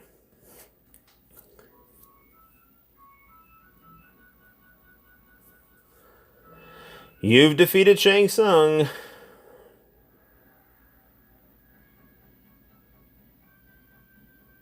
You are the supreme Mortal Kombat warrior. Brock couldn't knock out Marcon. Yeah, Brock got his ass kicked, like in his last 2 fights, and then when he ran back to WWE. Yeah, so here's Scorpion's great ending right here. This is what the Super Nintendo can give you. But Brock lost his... Brock Lesnar won his last UFC fight, so... I mean, people are talking about him fighting John Jones. Now, John Jones is actually from the area that I live. He's an Ithaca guy. But, I don't know. From everything I hear, nobody gives Lesnar much of a chance outside of, you know, just being a big guy, catching him with a punch or something. I don't know. But, I don't know. I haven't seen all of Brock Lesnar's fights, so I can't really expertly talk. But from everything that I see with Brock Lesnar, he just, like we're saying, he's a big, and I'm going to say this, I think he's a roided up a lot of the time, or someone who has a history of being roided up, guy who is a top tier collegiate level wrestler and an adequate mixed martial artist. And with his just freakish size, that makes him a lot to deal with. But someone who knows what they're doing, who's a good fighter, I think could take him down in a fight. I'm sure Couture and John Jones would have beaten Brock. Or not, Cormier, yeah. I was security when Cormier lost that main event last time in Anaheim. Cool, man. Are you a security guy? Interesting. Nice. Well, okay, so that was the Super Nintendo Mortal Kombat. So you can clearly see there were some graphical bells and whistles that the Sega Genesis version didn't have. Nice, that is cool. Ooh, JoJo. It's the Stardust Crusaders. So as we can clearly see, but not since the Rona. That's sad. Which it's not sad. It's actually good that they're not doing big crowds. But it's sad that you don't have work. But it seems like you are working, so you do have work. So just not as fun work. Oh, here's the weird Goro Live screen that the Super Nintendo version has. So yeah, I don't know, like some in-game graphical bells and whistles. Right now, I work in empty gated area alone in Compton. That sounds fun. I don't know. Compton seems like it's got quite the reputation. What's your take on it? So is it is it the, gangster's paradise that everyone says it is, or is it like, stay out of trouble, you'll be fine, just don't go out in certain areas? I mean, I have no idea. I live in upstate New York. And, but I mean, again, you've got, like, Snoop Dogg's family, though, which is also awesome. So that's cool stuff. Alright, so, in conclusion, as far as our Genesis versus Super Nintendo Mortal Kombat, Genesis version is better, but Super Nintendo version's got some, Compton is far more gentrified now. Oh, that's good. Less, I don't know, less of Suge Knight's influence. Or maybe not. Maybe Suge Knight opened up a chain of convenience stores. I don't know. So, everyone knows someone who knows someone. Cool.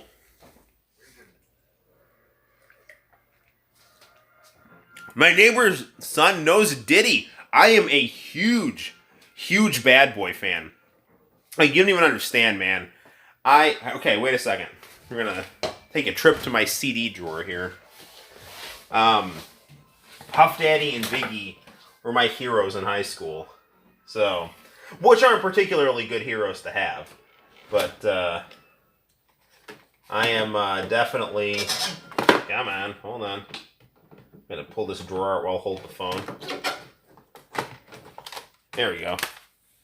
Yeah, check that out.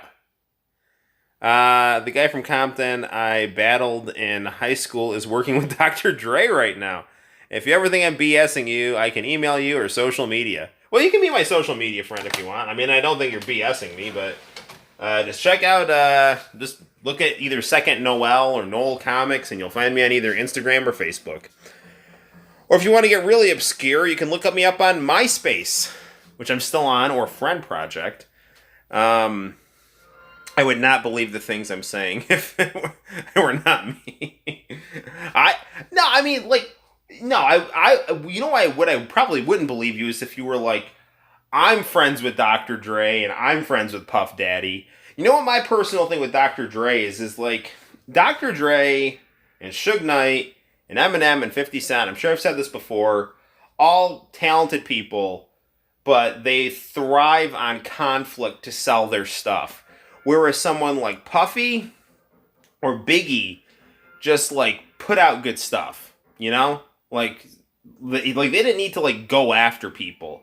They would just put something... Now, what they did behind the scenes, I don't know, or like, what kind of people they are in real life, I don't know. I'm just saying, in terms of, like, just me looking at their body of work, they didn't need to diss a lot of people to get attention, to get traction, to get hype, whereas, like, whenever, like, 50 Cent or Dr. Dre or Eminem, they're like, I'm just going to do a record, and people are like, this is boring, and they're like, okay, well, now I'm going to go after someone, like, ooh, so that's just me, but, I definitely like the West Coast stuff, too. My immediate family, I'm the only one that hasn't been arrested. Well, let me tell you this, man. It's thankfully no one in my family that I know has, much of a history of being arrested. But I will say this. I'm Italian, and I definitely have some ties to some hyper, like, quasi-psycho Italian family in various parts of the Atlantic. So, I can kind of relate, but, thankfully, I don't know. People are different, so different challenges. Anyway, but good for you for taking the high road for sure. Not that my opinion's worth anything, and awesome that you know people who know people, and tell your friend who knows Puff Daddy that tell all your friends that know rap people that Noel on YouTube is a fan. And he's definitely a fan of Puff Daddy. And I would say, like, top 3 MCs would be, like, Biggie, Tupac, Jadakiss. That's my top 3. And I love Puff Daddy as a producer. Just because, I told my wife this today. In the 90s, I'm a big 80s music person. And I thought that a lot of the music in the 90s, while good, lacked a lot of that cool energy, the kind of the contrasting but like pretty sounding 80s sound, you know, and Puffy just sampled a lot of 80s stuff and I liked it. So, you know, yeah, good stuff. All right, so what do we want to play now? So we played both Mortal Kombat, Sega Genesis version's better. We're talking about fighting games. Why don't we go? We're talking about the West Coast here. We've been playing the West games. Let's go to the East Side right here. Let's play some stuff from Japan. What do we want to play from Japan? Yeah, let's see. Tie off the Super. Let's play something from either Capcom or SNK. We could play the Capcom JoJo game. We could play let's play some Street Fighter V. In my personal life, I try to be like my friends and family. Wait, sorry. In personal life, I try to like my friends and family members, friends and family. Yeah, dude, I mean, this is the deal, man. Like, family's family, you should love your family, but you don't have to be like your family. You know what I'm saying? Like, SNK. I was going to play an SNK game. Okay, we can do that for sure. What SNK game should we play?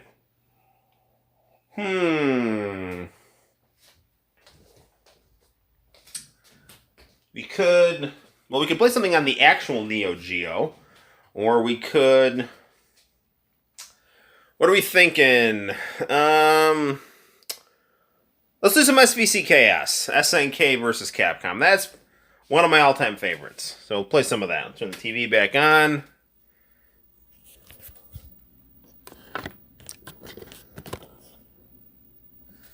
And get the Xbox controller.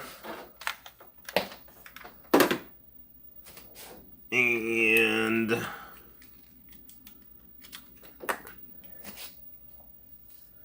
we'll unhook this. You know, like, I like to listen to newer rap music, but, I mean, honestly, like, I don't really know who a whole lot of people are. It's like, I'll just, like, have Sirius XM on, or, like, the Yo MTV Raps channel. It's like, oh, that's a good song. And I forget who it is, like, 2 seconds later, you know?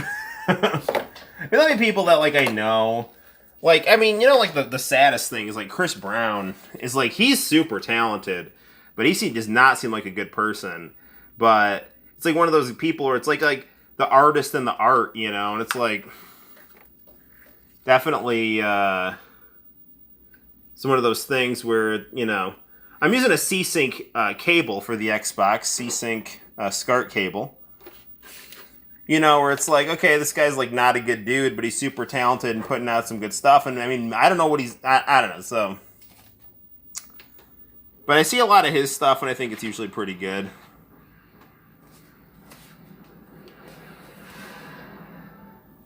When I asked Sega Lord X, would buying a Neo Geo be worth it? And without saying yes or no, he made it sound like expensive nostalgia. I would buy a Neo. I have a Neo Geo. I'm happy I bought a Neo Geo. But in all honesty, dude, you're not going to be able to get unless you have a lot of money, or you like specifically start saving for like targeted games. It's going to be hard to get a big library on the Neo Geo because it's so crazy expensive. But it is really nice to have. You know, the packaging is really nice. The games are arcade perfect. Where is Capcom versus... I'm sorry, where's SNK versus Capcom? Where the hell is this here? Hold on. It's got to be over here. What are we playing now? We're going to start playing SNK versus Capcom Chaos. I'm lucky I get 1,000 a pay. I'm lucky to get 1,000 a paycheck. Well, that'll give you one. With each paycheck, you can get one Neo Geo game and enough to be able to buy yourself some gum after you buy it. So, it just depends on the game. Here it is. SVC Chaos, SNK versus Capcom. I feel like I help people out too much. Well, that's nice. You definitely don't want to be taken advantage of, but it's good to help.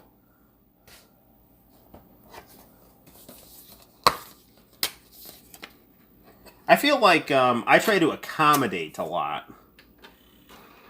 You know, where it's like someone's doing this, someone asks me something, it's like, I can probably help you out. Yeah, you're acting this way. I can probably roll with the punches here. I'll try to roll with the punches. And sometimes it works and sometimes it doesn't.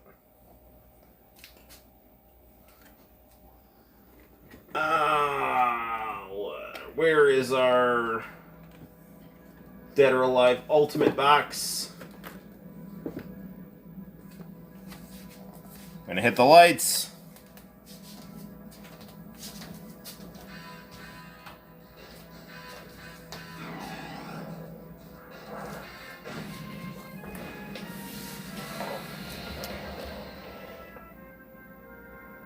Who will you pick? Probably Violent Ken, I don't know. Maybe, maybe not, I don't know. This is my favorite OG Xbox game.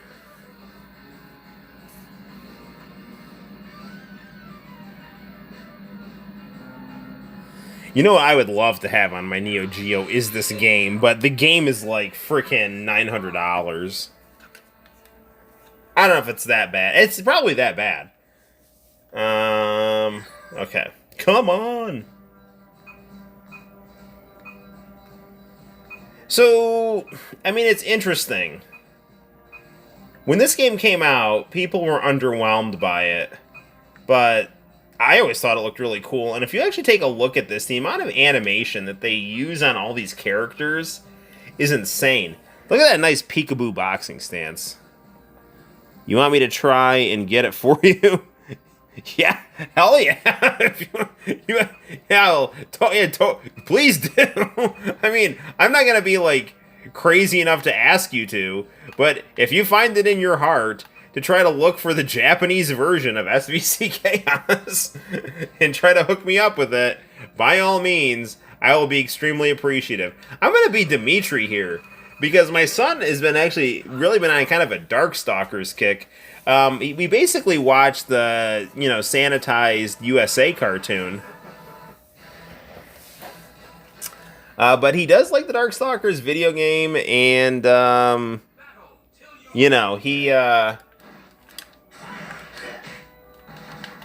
he has been calling me Anakaris recently. And he's been calling his mom Felicia. He's usually Pyron. We're actually looking for Darkstalkers toys. They're usually pretty expensive. Toy Biz has got some decent priced ones.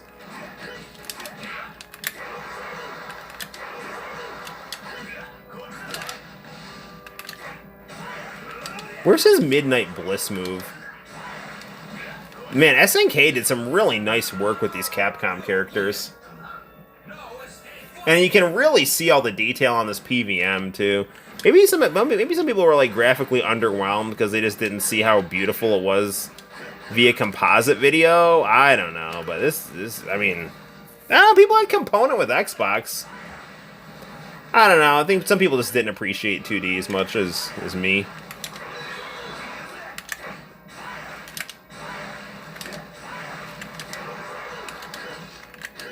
I don't know what my super moves are with Dimitri. I'm trying here. That, like, crazy block transformation he's got is really interesting.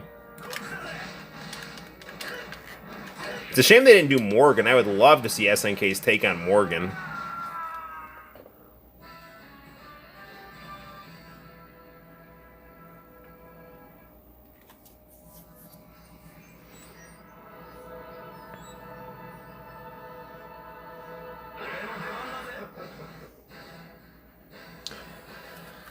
I also like the fact that this game takes place in Purgatory. That is pretty interesting.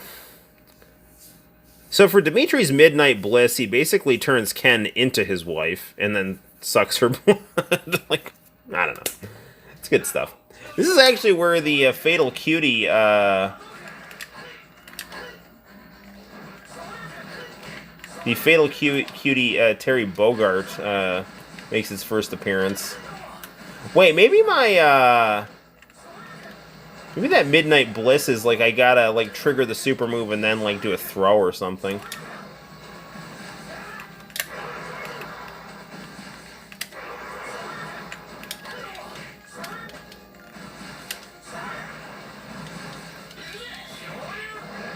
I really should be Ken because Ken is my favorite character.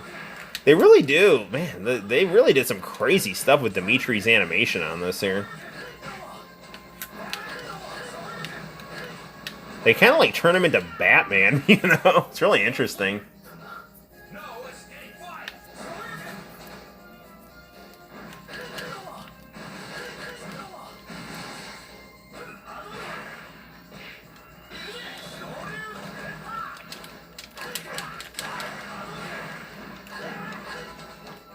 Yeah, I don't know. I mean, I'm just not that well versed with Dimitri. Yeah, he totally transforms into like this kind of Batman demon character here.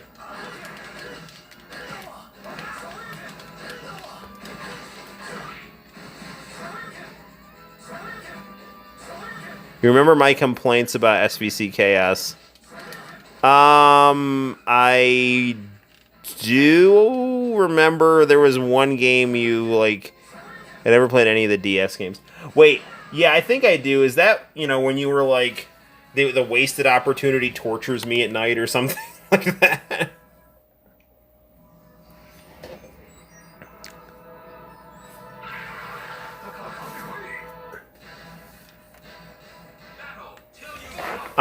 Really, I think my biggest complaint with SVC Chaos is like, they only did one game. And, I mean, had they done more than one game, they really could have, I think, expanded upon things more. You know, like, they could have included the actual music from the individual franchises. They could have made the levels more unique. Instead, they decided to go for this purgatory setting where everything has got definitely its own unique tone, but is kind of drab and weird.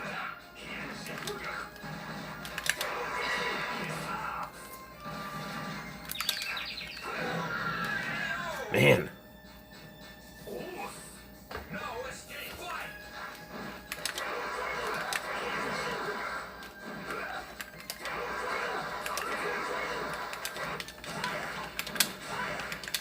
Trying to figure out how to do my super move here.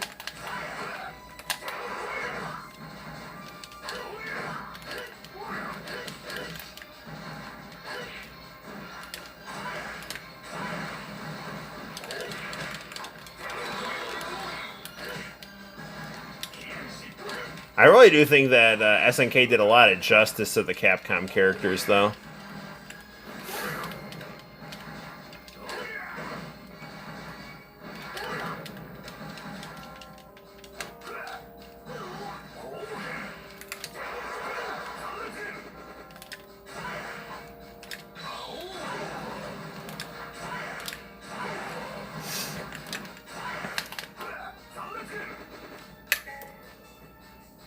Okay. Like, why not Morgan or Hamaru or Andy or Joe or classic music from the game? I agree. I agree with everything you're saying.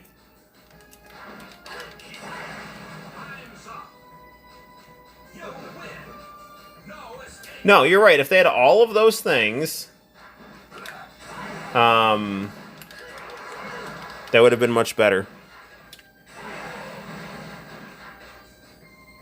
Like, why not system meet? No, I hear you, man.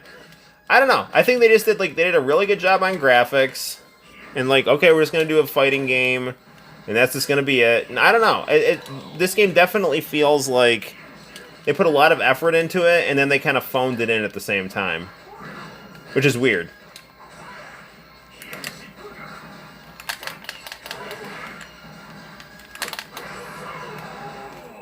Man, I still can't figure out how to do my super move.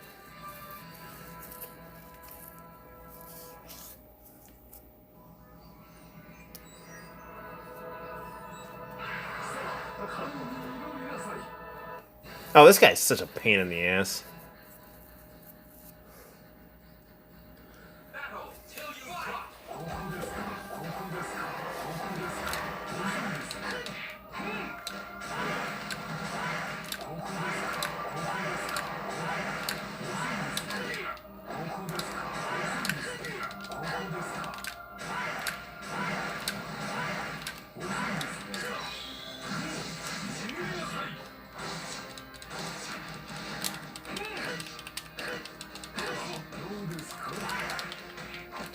They do those like really cool videos on YouTube where they'll like compare different, different character sprites, different versions of games. And there's one that compares the Capcom versus SNK graphics to the SVC Chaos graphics, and it's really interesting to see the Neo Geo semi-realistic anime graphics compared to the Capcom full-blown anime graphics, and they both really just are unique and beautiful in their own way.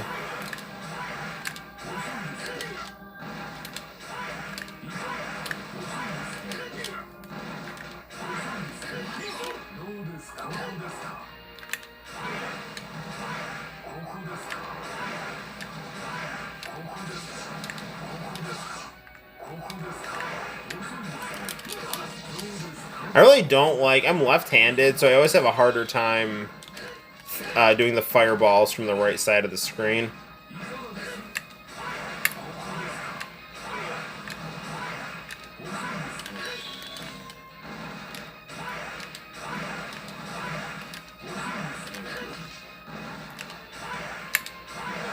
There we go.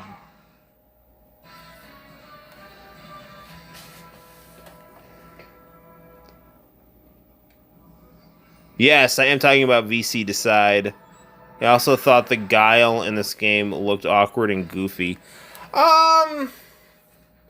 They definitely really went to town with that brush cut. But I actually like how it looks. I don't know if I like it better than the Capcom version. But I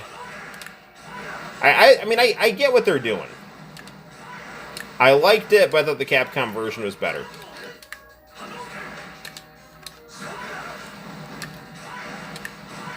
You know what? You know what I think the biggest missed opportunity in 2D fighting games is that they never did a Street Fighter 2V fighting game.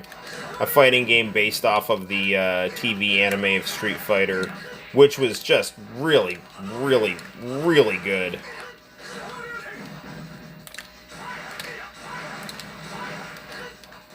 I'm kind of like, I don't think Street Fighter 2V is on Retro Crush either. Like, they have the animated movie. And the animated movie was... Well, I want to say both the animated movie and Street Fighter 2V were both released by Manga Entertainment back in the day.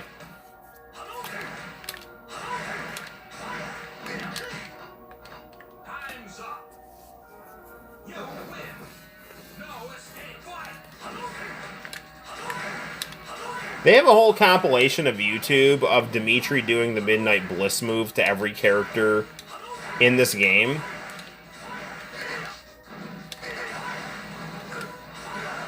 But yeah, I would have loved to have seen Morgan done in these SNK style graphics.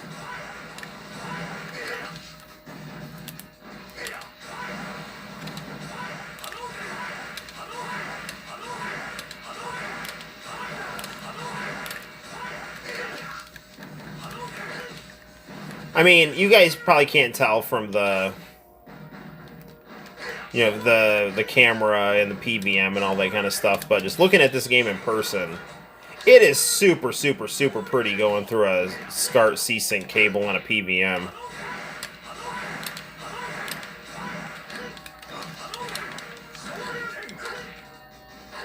And True Sinister, make sure you use those very real hip-hop industry connections to get me a copy of SVC Chaos on the Neo Geo. I'm left-handed. Yeah, right on, man. I've seen great fan-made sprites that fit better than the ones actually used. Interesting. I wish I could here and there link you stuff for you to check out. Yeah, dude, just add me on Facebook, man. I'm Noel ComiX on Facebook, or Second Noel on Instagram. So yeah, just add me on social media and send me some stuff. Yeah, there you go. Or not, I don't care. It doesn't. I mean, I care, but I don't care. You know what I'm saying? Like, if you want to just be YouTube friends, that's fine with me. I don't, whatever you're comfortable with.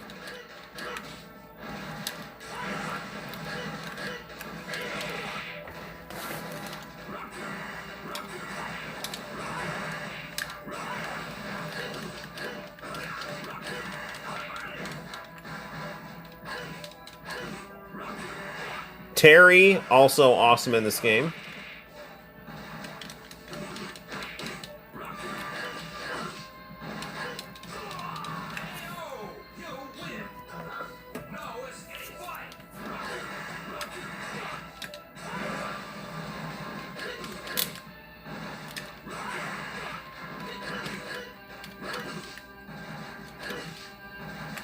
Yeah, this is definitely, I think, the most unique I've ever seen Dimitri look.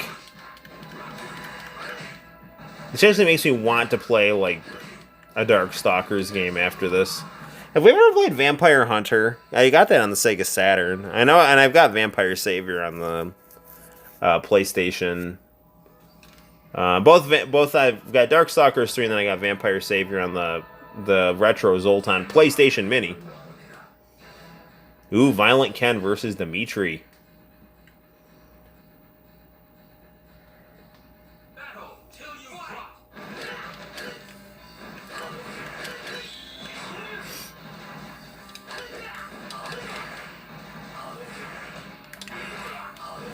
I was actually just watching the fight with Ken and Ryu versus Bison or Vega, because I was actually using some shots of that for my fight scene in my comic book.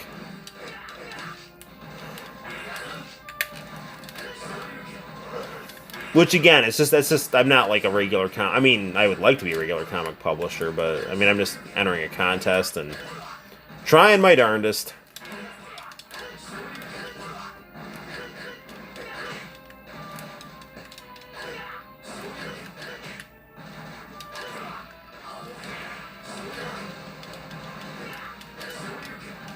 Ah, we're close. Ah, man.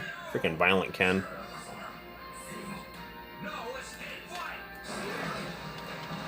Imbued with psycho power.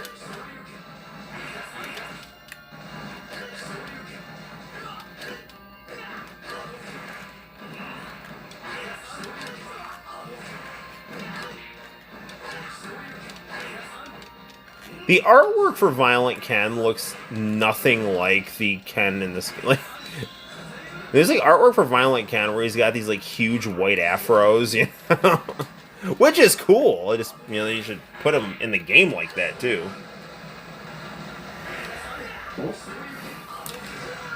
Nah, man.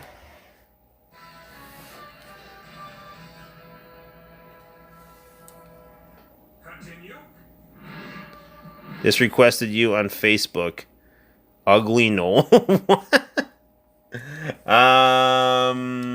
Yeah, let's pump it down. Noel deletes request. What? I didn't delete my request. What are you talking about? And I am stunningly beautiful. I don't know what you're talking about.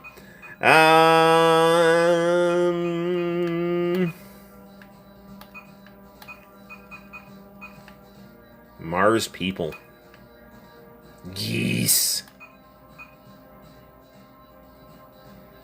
We could be Mai, for obvious reasons.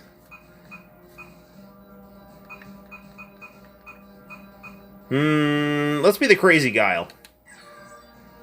Get it on. I'm just joking.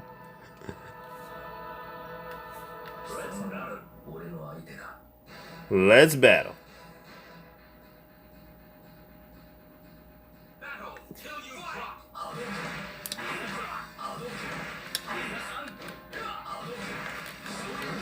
This, I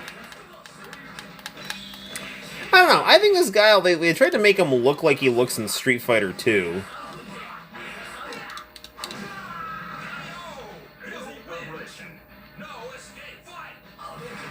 But yeah, his hair is definitely, they really accentuated the brush cut there.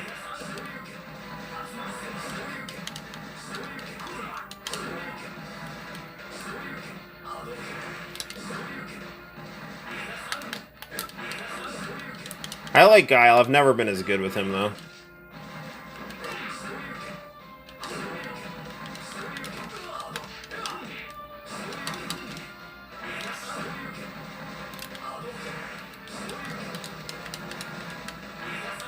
Come on.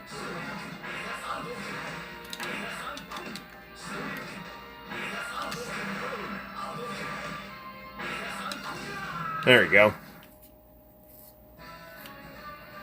Speaking of Street Fighter 2V, remember the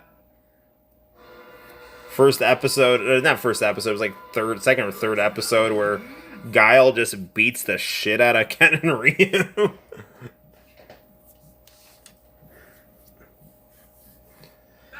That inspires Ken and Ryu to travel the world to look for stronger, tougher challengers.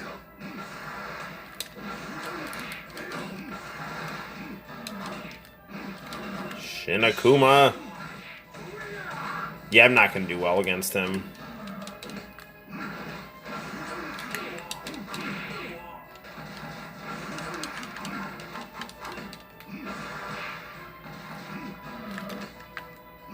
Guile's definitely got a really methodical style in this game that I'm not used to the rhythm of.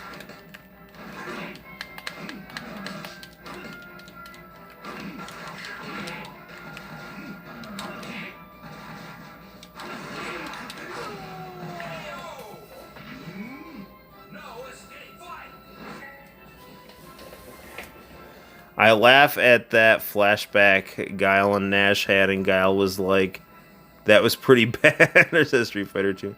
I remember, like, okay, so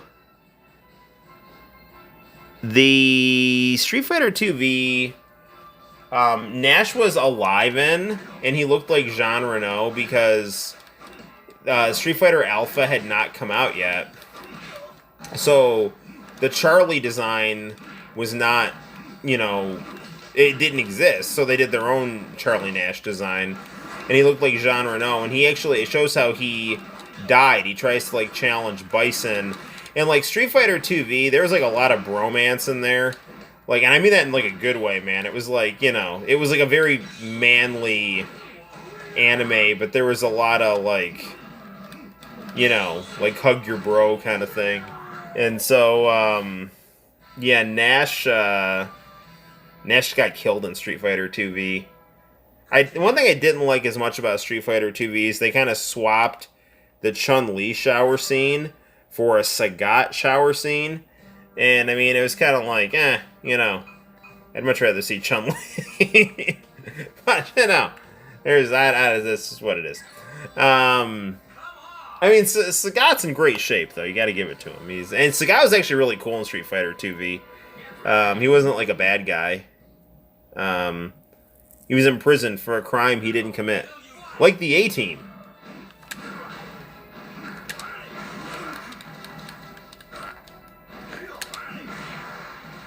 Well, that's not going well. That's going better, though.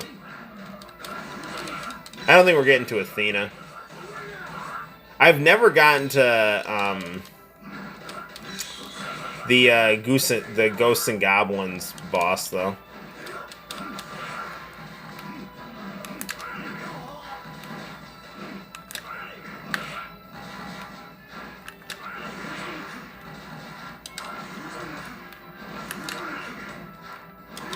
Come on. So close. There we go. Stand up. Red armor, yes. Yeah, it's weird. Like, I've heard you have to, like, try to beat the guys with, like, a block. Like, you gotta beat them, like, with kind of, like, the quote-unquote cheap finish or something. I don't know. I've never been able to do it. I've gotten to Athena a bunch, though. We are so close. We're in, like, chip damage territory. There we go. Kakuga.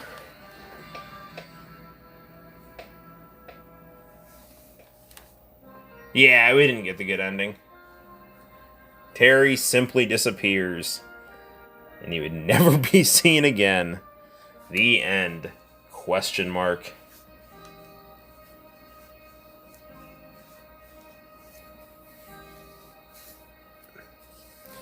Well, I think now we need to play something from the Capcom side of the aisle.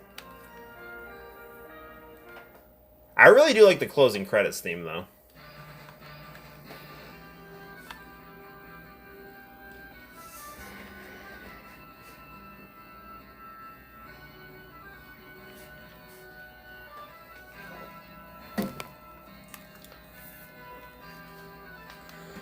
Oh, my trusty Mountain Dew Xbox.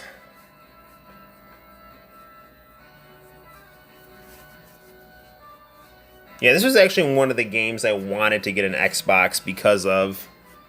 Because this was not available on PlayStation, and I'm a huge, you know, Street Fighter, King of Fighters guy.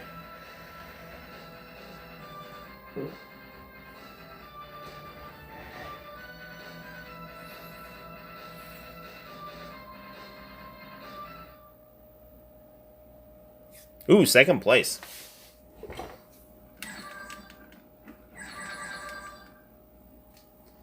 Alright. Well, I'm thinking all that. I'm in the mood to play some Darkstalkers. Jotaro. He's so cool. Alright. Okay, so I think what we're going to do, for the sake of convenience, is, well, you could play. I think I want to play Vampire Savior on the little PlayStation. We could play it on the Gateway monitor, or, I mean, it'd probably just be easier to scoot this over and then play it on the big TV. Although, the older games, they don't look as sharp all the time on the HD TVs when they're not built for it, but we'll be fine. The HD TV tends to get along a little better with the cell phone camera anyway.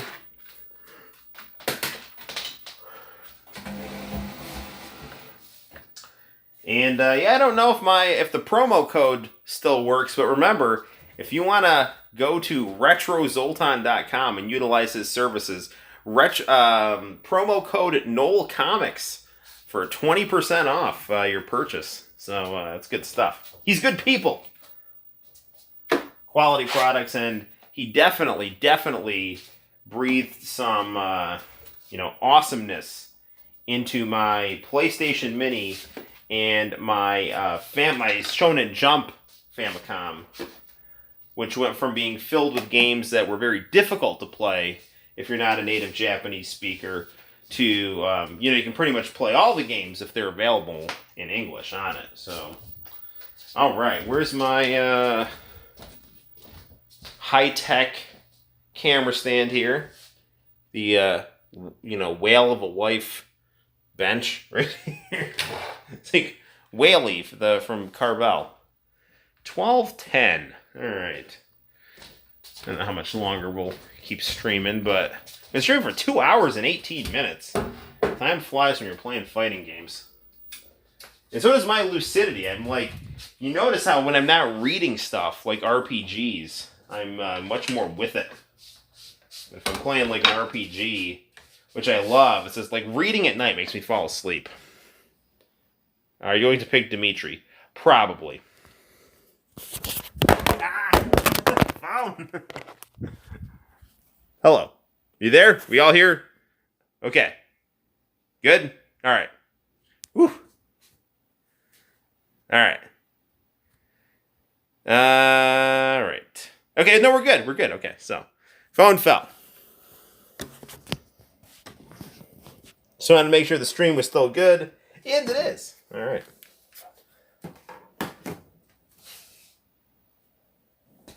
Yes, we're going to pick Dimitri. I'm kind of curious as to see, because I'm not usually Dimitri. I'm usually Morgan or Donovan. So we're gonna swap the gold-plated 4K monster HDMI cable out of the Xbox One and into the PlayStation Mini.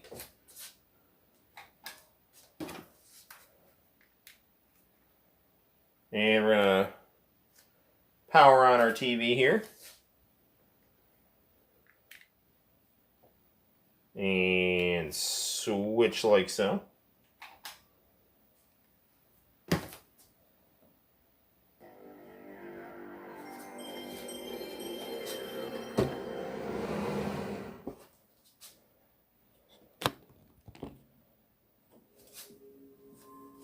Game creative staff. Wolf team.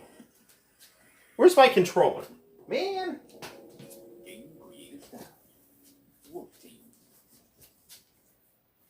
How did I misplace my PlayStation controller? Oh, here it is.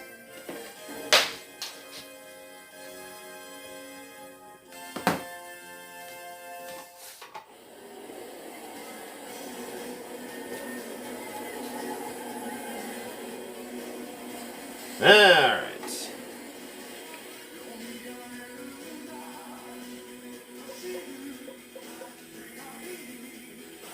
Man, I love the Road Blaster music that he's got going on this too. I'm gonna adjust our camera like so. Hopefully this doesn't cause the phone to fall. It's not gonna work. Hang on. Yeah, that's good.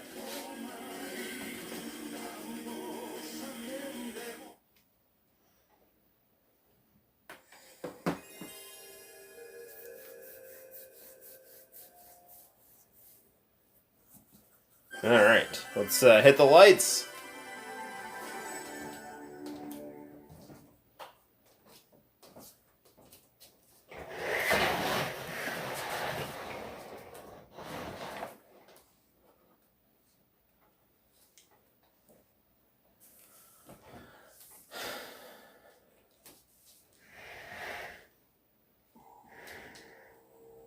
This game has such good music.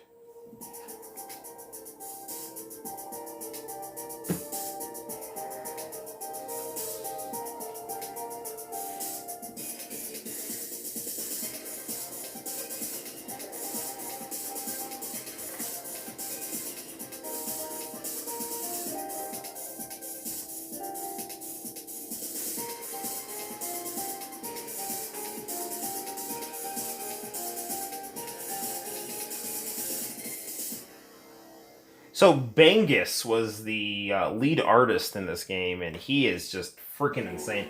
Sometimes I get Bangus and Akiman mixed up, but I was like looking up a lot of the artwork, and yeah, Bangus is the person we can thank for all the awesomeness in this game.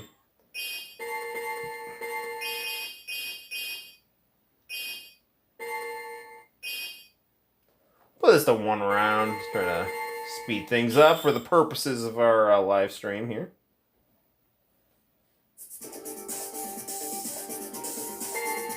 Will you take a look at how awesome all the character portraits on this game are? Look at how sexy Morgan is.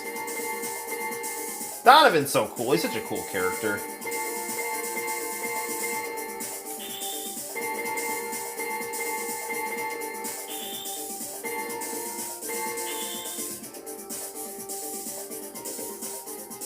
Red Thirst. This is the level where like the Kool-Aid Man punches through the back of the wall in the level. That doesn't happen, but it should.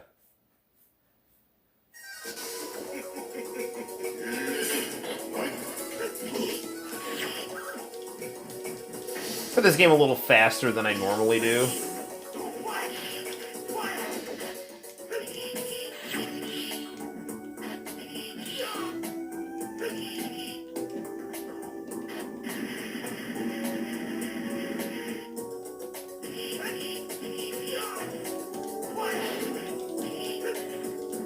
Yeah, Capcom, sorry, SNK really accentuates that bat transformation. However, they don't have enough of his horde of female hangers-on.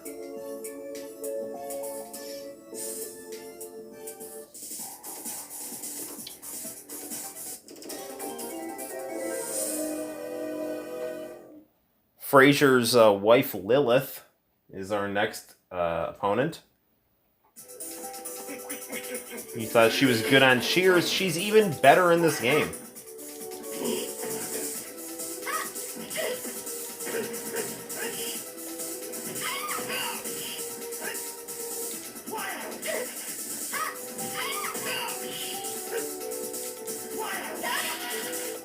And the music in this game, this is like maybe second only to Street Fighter Alpha 2. Not Alpha 2, Alpha 3.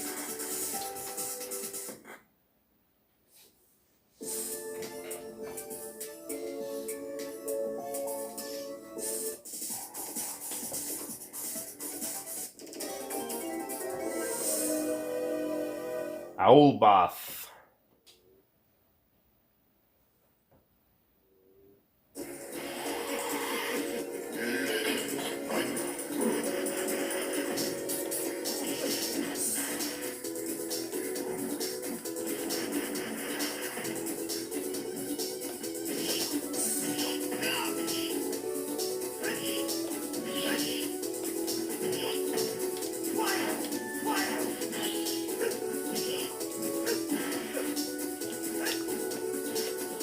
It's really interesting when you look at how the graphics, like the character designs of Darkstalkers evolved. They really settled on, I think, the right style. But at one point, they really had a very different look to a lot of their characters. Like, much more like 1930s, you know, kind of monster movie characters. Whereas they all basically look like JoJo's Bizarre Adventure monster characters now, with less mascara.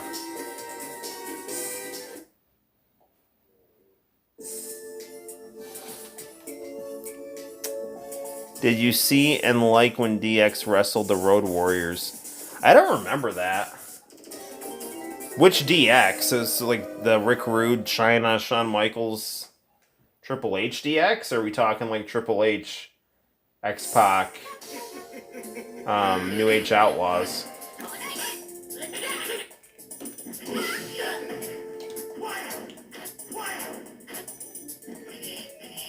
I remember when Sonny was with the Road Warriors. Sonny, man. I don't even know. Sonny is my favorite girl wrestling character, but I don't know. She just does not seem like a good person in real life.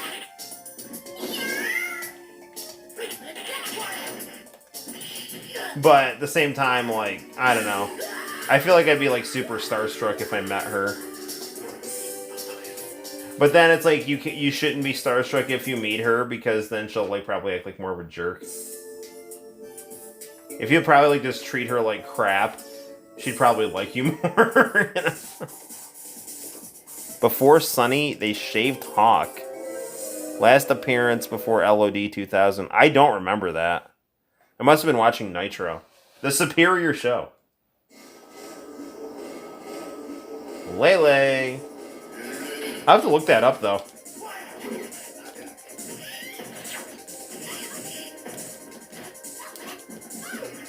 Remember the weird, like, Heidenreich in LOD? Which I didn't mind until he raped Michael Cole. And then I was like, I thought it was funny, kind of. Like, and also deeply creeped out. Like, what the hell am I watching here? They're like definitely like playing it up too. Like JBL's like, you know, talking about like Michael Cole and all his tendencies, and then Michael Cole's like, I just have a lot to think about, and you know, things have happened to me recently. Like, what? I always thought the baby in the background of Jetta's level was very cute. It threw an animal through a table. I don't remember that. I wish I did. I really, really liked the Run DMC DX theme. I think that's by far DX's best theme. My favorite iteration of DX is Rick Rude in China, though. I loved it when Rick Rude showed up on Nitro. I mean, I remember that night vividly. Not only did Rick Rude show up on Nitro and Raw, he also showed up on ECW that week. He was on all 3 shows in 1 week.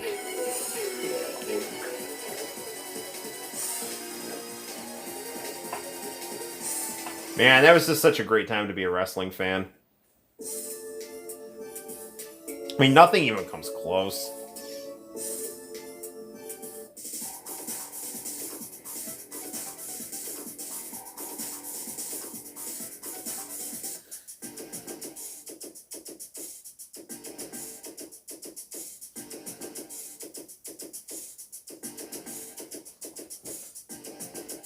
Heidenreich Cole segment preceded him joining LOD. Oh, okay. I mean, I remember it was like around the same time, but you must be right. I didn't dislike him being in LOD. I mean, it's not like Hawk. It's not like they could even do anything. Like Hawk was dead. I like the Japanese. Like it was like the Hellraiser guy they had in Japan. He was cool. I mean, I want to say you can see, like, I want to say Hulk and Muta teamed up against Japanese Legion of Doom. Hulk did some really good stuff in Japan with Great Muta. I'm actually a little disappointed they didn't do, they didn't push Great Muta and Chono more.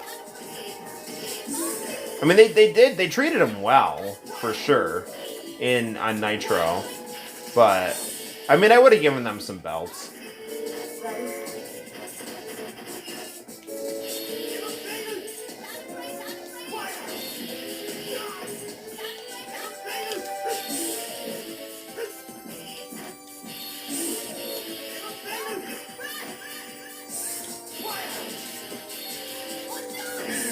Aw, man!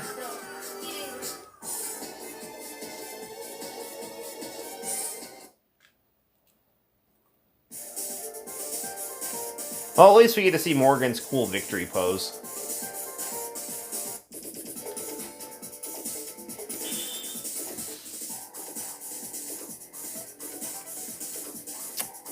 Faces don't kidnap, except Austin and Nash and Trish. Why I'm not making it my point. I was told... Didn't, Austin kidnapped Scott Hall. That was one of my favorite segments. Basically because, like, when Hogan and Nash went to wrestle him, Nash was acting like a thug, and then Hulk Hogan was like, you know, I don't know. Like, Nash was like I'm gonna go grab, like, some, like, brass knuckles and chains. And Hulk Hogan's like, I'll grab this shovel, I'll dig their grave, or beat them over the head with it. I don't know. I love Hollywood Hogan. And then when he ran The Rock over with that truck, that was just like the best thing ever. Hulk Hogan is my hero. He is the greatest professional wrestler of all time. He's the greatest good guy. He's the greatest bad guy. I mean, he, did some stupid stuff in his personal life, but I don't think that defines him as a person. I think, he's kind of deeply protective of his spot and can act kind of like a political goofball backstage. And a lot of people are jealous of him, but he's just the GOAT, man. I love Hulk Hogan.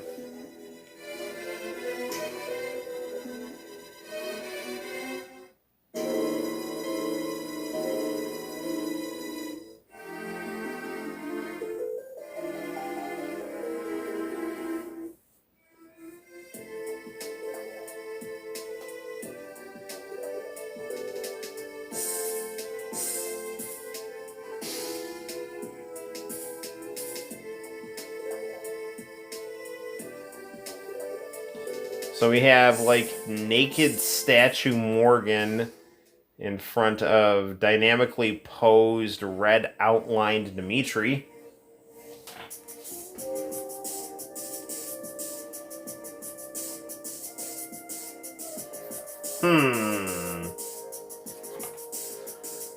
Well, this was good. I think we should go through one more fighting game before we call it a stream.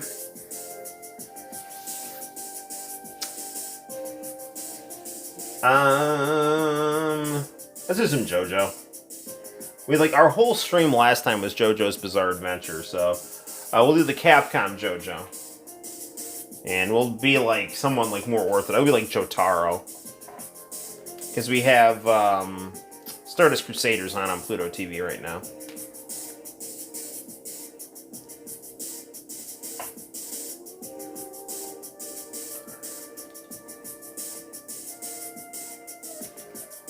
As much as I hate to speed up these credits. No.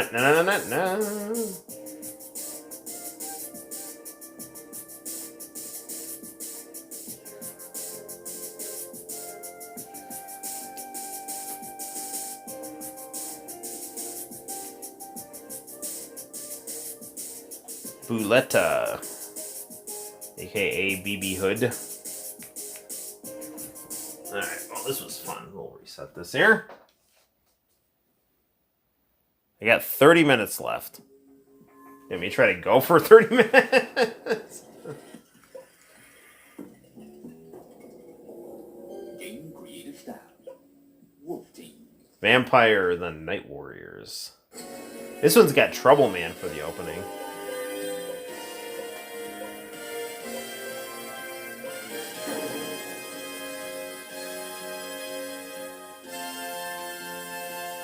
Street Fighter 03. That is freaking amazing game right there. We should reviewed this on the channel not that long ago.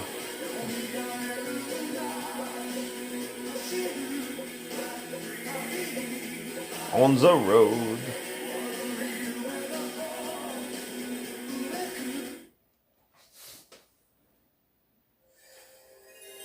I just did my last walk around. Cool.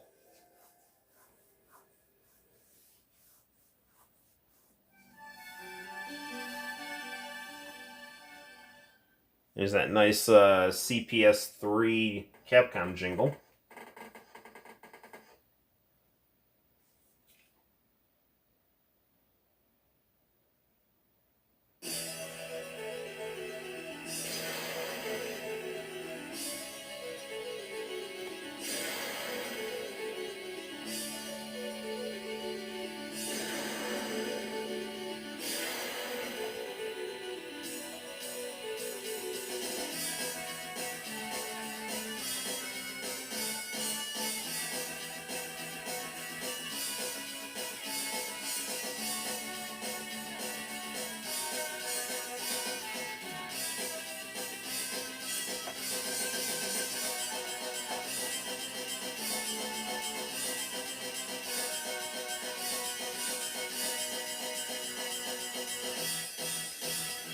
Yeah, out of this whole crew, Joseph is my favorite character.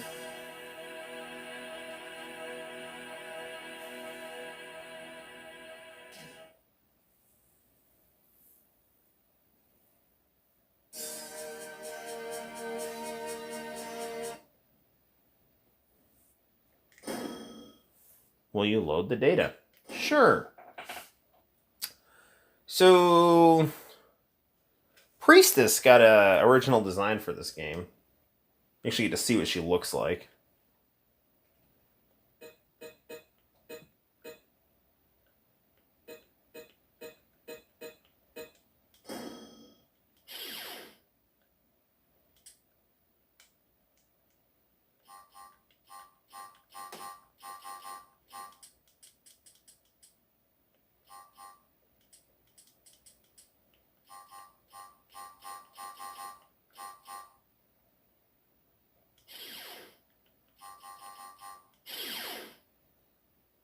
Oh my god.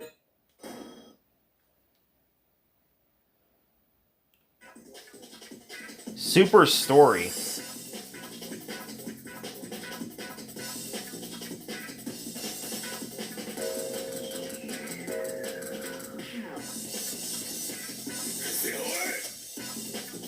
I don't know if I've ever played this mode of this version of this game before. You're the Canary Island. Oh no, it like narrates the whole thing. I've never played this version. I think I just dove into the arcade mode here. And I played the Dreamcast version's arcade mode, and I've got that in Japanese.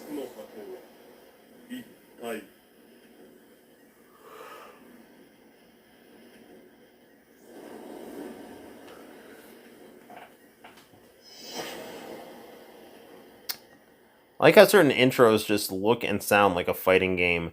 You can tell even if it's your first time. Yeah, I agree.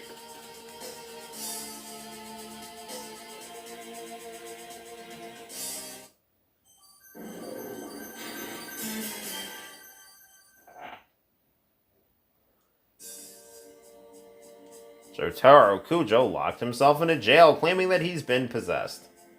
I can feel something evil is inside of me. Jotaro.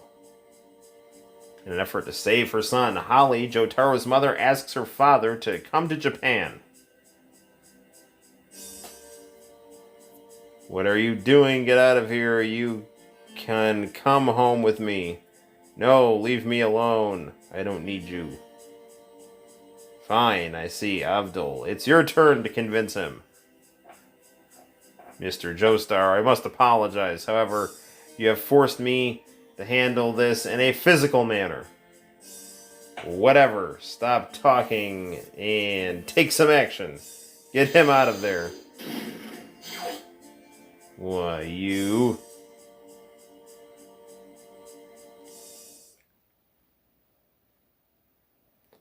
Nice loading screens. That was one thing about these PlayStation ports. Is like they really did some great aesthetics with the loading screens.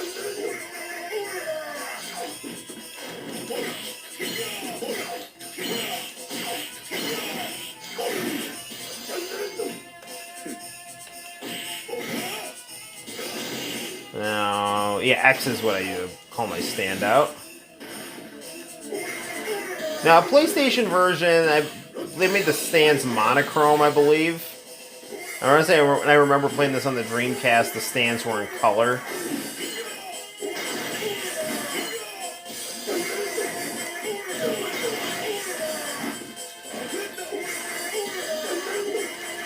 They did a really good job of combining the Street Fighter and stands. You know, you can just play this like a normal fighter, or you can actually call out your stand.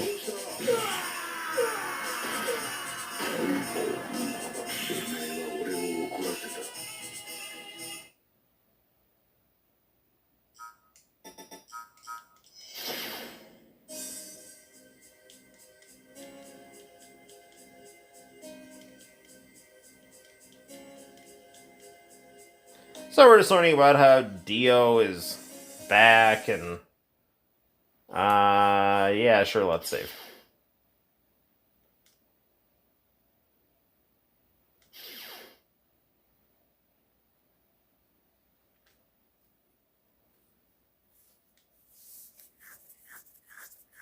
Okay.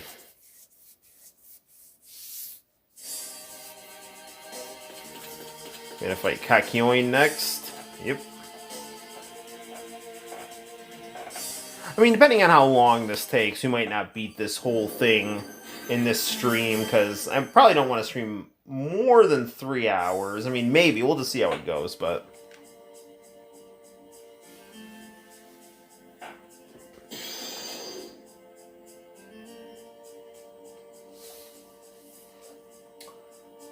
So there's Hierophant Green right there. And Kakyoin looking super stylish now. You know, I don't know, it's interesting. You know, looking at this game, it's made on the same hardware as Street Fighter 3. But I feel like it looks more like Darkstalkers. I mean, they're both definitely good in their own way.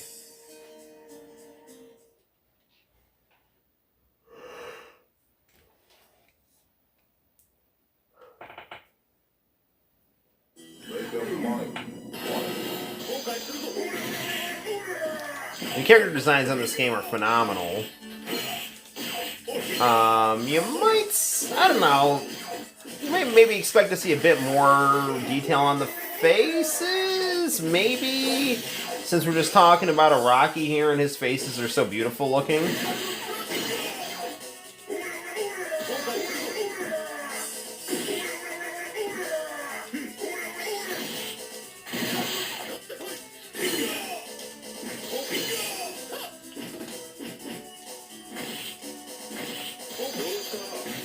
Do stuff.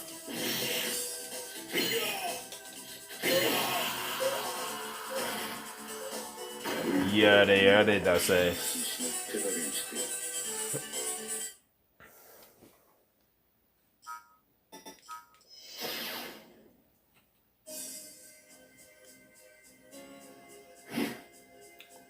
So I remove that flesh bud.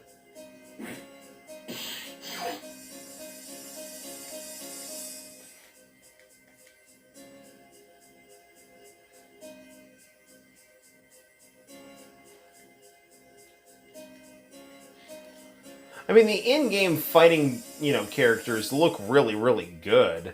It's just that, I mean, their faces just, I don't know, I feel like you can see more facial expression on, like, the Street Fighter Alpha games than in this game, where it focuses maybe a bit more on the total character design. The real kind of thing that stands out about the character is just, okay, here's their outfit, here's their hair, as opposed to, here's this character, and look at the expressive face. Man, these load screens. I mean, I don't know, like, on a scale of 1 to 10, I give this game a 45. It's really good.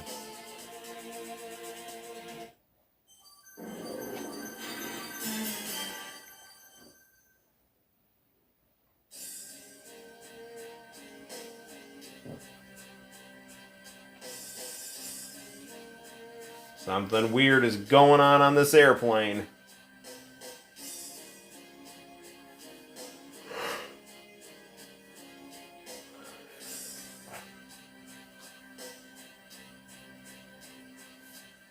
Be interesting. See, I saw the anime before playing this game, but this came out way before the anime, but definitely a ways after the manga. So I don't know, just be interesting, especially being, in the United States. We got the JoJo OVA. I don't know, it was honestly, it seemed like JoJo's Bizarre Adventure had definitely a hard time getting adapted into anime.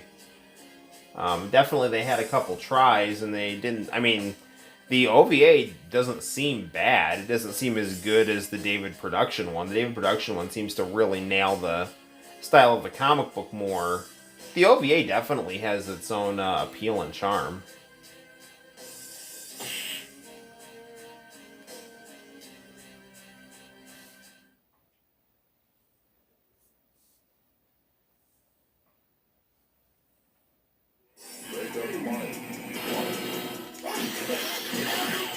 So this advanced story mode, basically, you just play as different characters as the story dictates. Kind of reminds me of Street Fighter Real Battle on Film, where you can do an arcade mode and just play as anyone. Or you can play the movie mode and play as Guile, just like one single character. This has a similar mode, it looks like, except you just play with different characters in the Stardust Crusaders. Which is cool, so lets you mix it up a bit. And doesn't spend too much time like, more current video games with story modes where it's, you do have to do a lot of waiting before you get into the fight. And I definitely don't like just fighting games, I like story for sure, but, story that breaks the flow is not necessarily the best.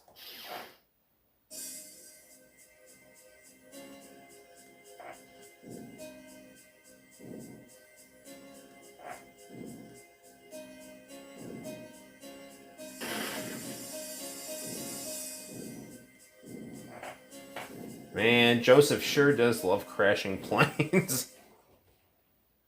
International channel, hey man! Sorry I'm late, thought I'd drop by, I was missing my password. Not a problem.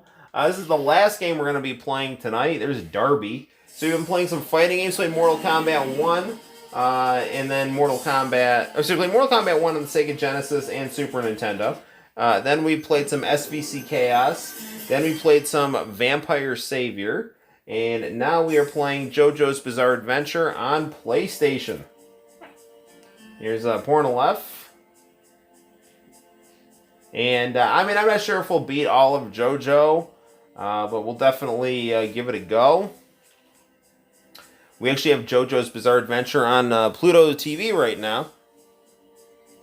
King of Vegas, hey! Love everyone in the background is just chilling. Well, dudes are beating the crap out of each other. That is how it is. Stream up to 2 a.m. Man, if I didn't have a 3-year-old, I would.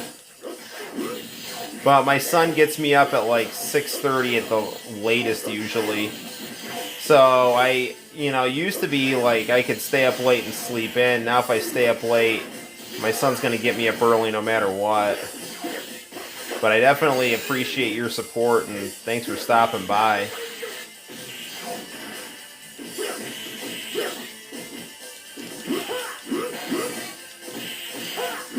So starting off the stream playing Mortal Kombat and then shifting to SVC Chaos, Vampire Savior, and JoJo's Bizarre Adventure. Vampire Savior, aka Darkstalkers 3. I mean, for as cool as Mortal Kombat was with its digitized graphics and cool characters, the gameplay in these games is just much better, and I think the visuals are much more beautiful. I mean, the Mortal Kombat visuals are unique and special and stand out and are sensational, but this stuff is just a thing of beauty right here.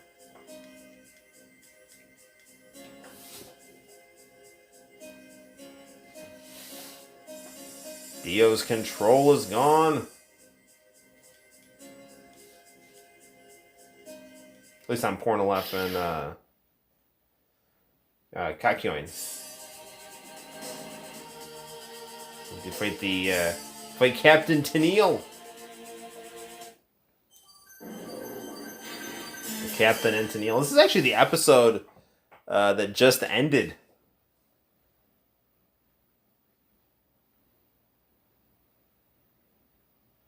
Okay, as the story proceeds, accidents will occur. When an accident happens, press directional buttons in the direction of the flashing arrow. If you press the correct button in time, you will escape from danger. If you don't, you'll receive damage, escape from several incidents, and advance the exciting story. Attention, if your life hits 0, it's game over. Skip the demo sequence, okay? Some nice Andy Warhol style Jotaro. With new company Pornolef, Jotaro and his camera head for Singapore by sea. Found a stowaway, I'll hand her over to police. I like this girl.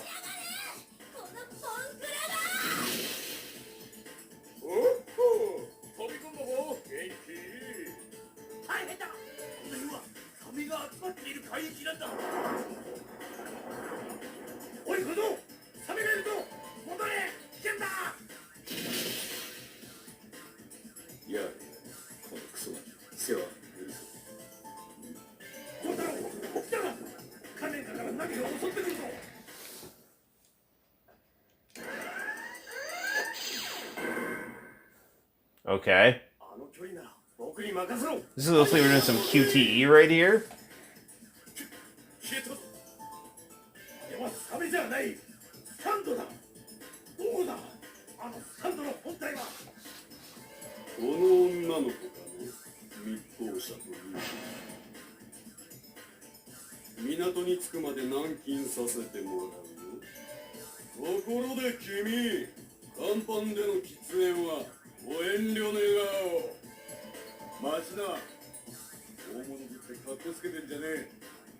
You guys know that, stand users have a vein that pops out on their nose when they inhale cigarette smoke. That's not true, but...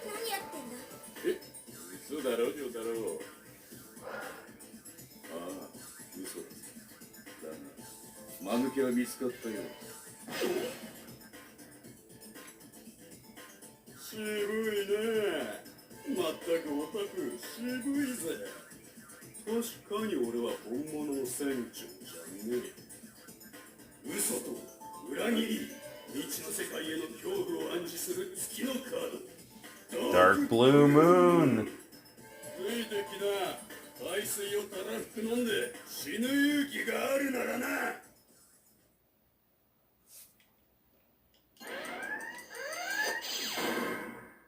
I don't even know what I'm supposed to be. I'm just hitting the directions here.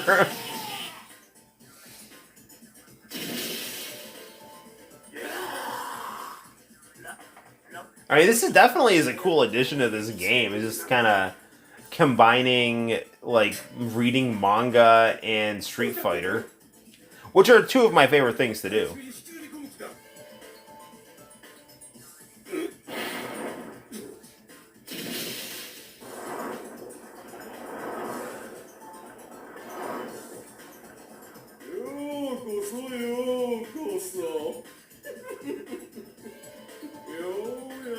I like the music too.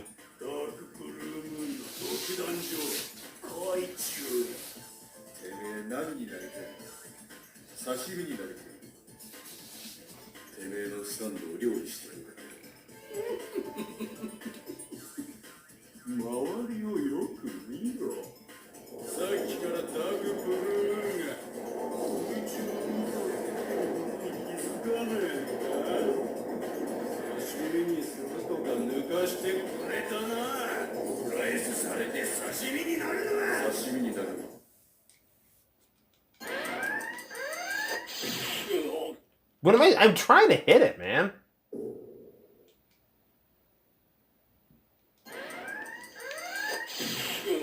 Dude, I'm hitting the button.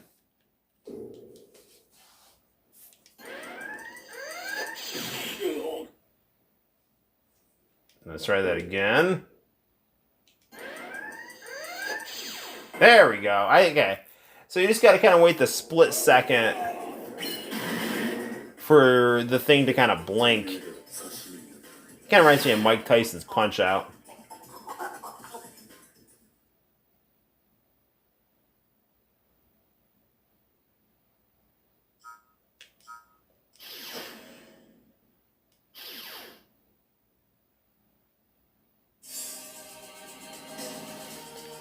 And I think we're fighting Geb next.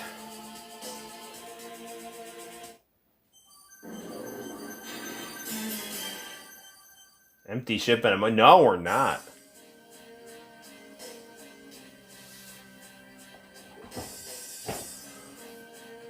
We gonna fight Creepo Gorilla here?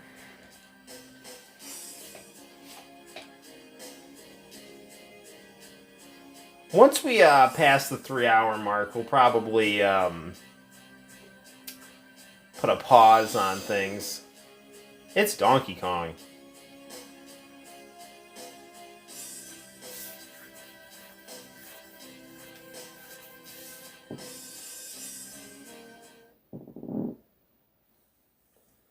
Defeat the Stand Master Orangutan and save the girl. Okay. Shoot. Pause, move cursor. Give it a shot. Are you ready? Go!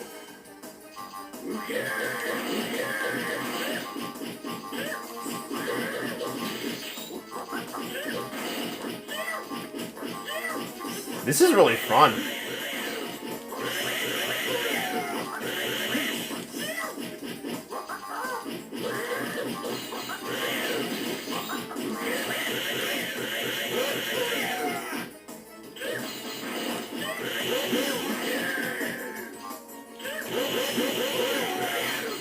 This is a first-person shooter I can get behind right here.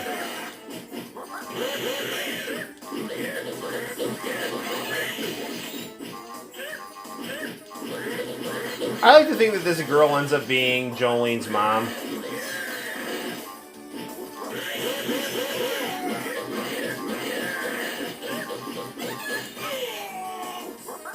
Did I hit the girl? Oh man! I gotta try that again. Are you ready? Go!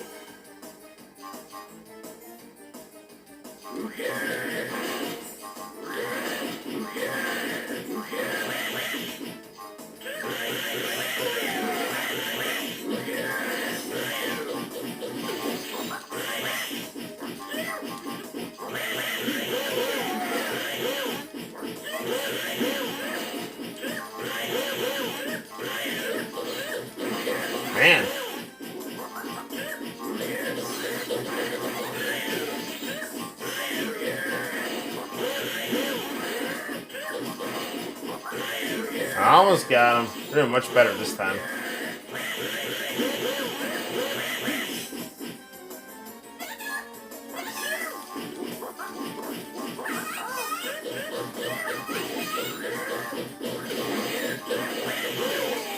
What?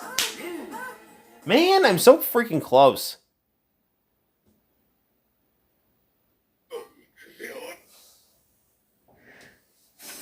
You guys making me want to draw.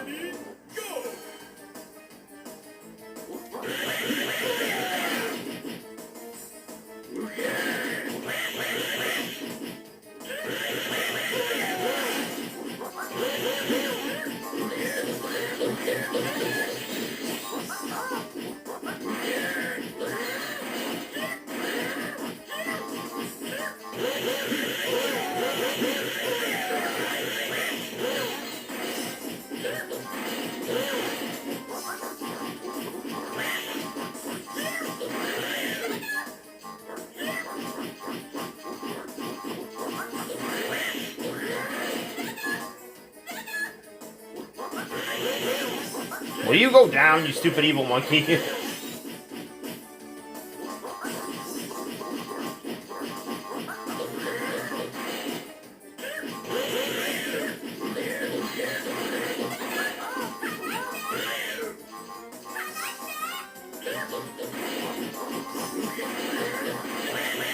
Got him. All right.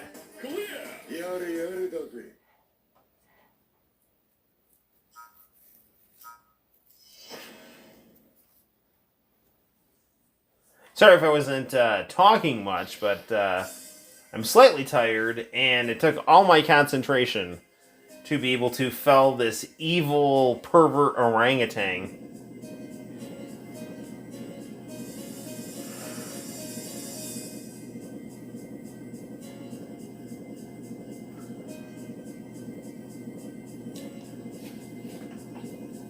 There's some rumors that Araki forgot this character, this girl character. Other people say, like, no, she served her purpose, he just wrote her off. Either way, she's a cool character. And we're going to save right here. I think our next stream will pick up this point here. We'll finish our JoJo's bizarre adventure into the world of killer orangutans and vampires who wear the headbands of fifth grade girls, but are incredibly charismatic and brutal. It's good stuff.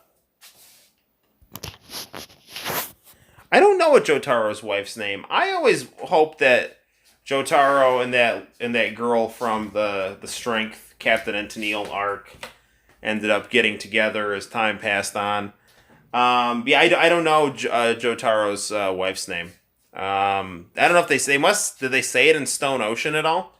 I've not read Stone Ocean. I've just read some chapters, and I really like what I've read.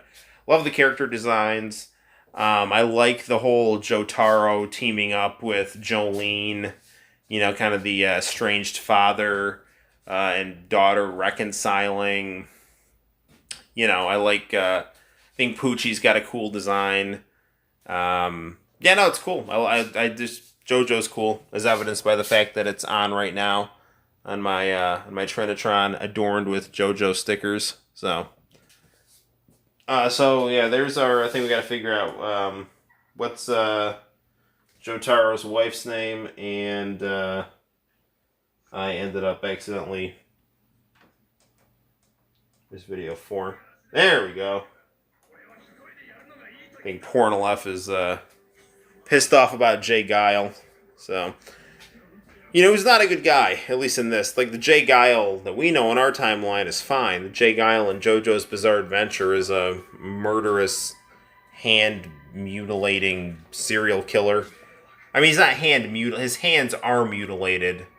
So he's not doing the mutilating. I mean, he's doing mutilating, but not with hands. Because that would be Kira from the 4th story. So, as you can tell, the combination of JoJo's bizarreness coupled with my impending lack of consciousness, it's almost 1 o'clock. Walk like an Egyptian. One great thing about JoJo's Bizarre Adventure is the closing credits really, really just add new depth to these Western songs. And the songs are just amazing anyway. But now you combine like a Rocky's artwork with them, and they're just even better. Get the anime closing treatment. So it's good stuff. So there we have it, guys. That is our stream for tonight. We've learned how to beat Reptile. We've learned how to compare and contrast the Sega Genesis and Super Nintendo Mortal Kombat, knowing that ultimately the Sega Genesis is the superior combat. We've played some SNK and we've played some Capcom, and we've seen the wonder that is the Bengals in real time on Stardust Crusaders. So, there you have it. Yes, good night, International Channel for Life. Because International Channel is for life. Go watch some VHS tapes of Hey Hey Hey Music Champ and Dragon Ball GT and El Hazard, The Wanderers, and Armor Trooper Votoms and Irresponsible Captain Tyler. Thank you for watching. Thank you for your friendship and interest in the stream and sharing your interests and chatting and all that good stuff and your friendship. I will be streaming again, in the near future.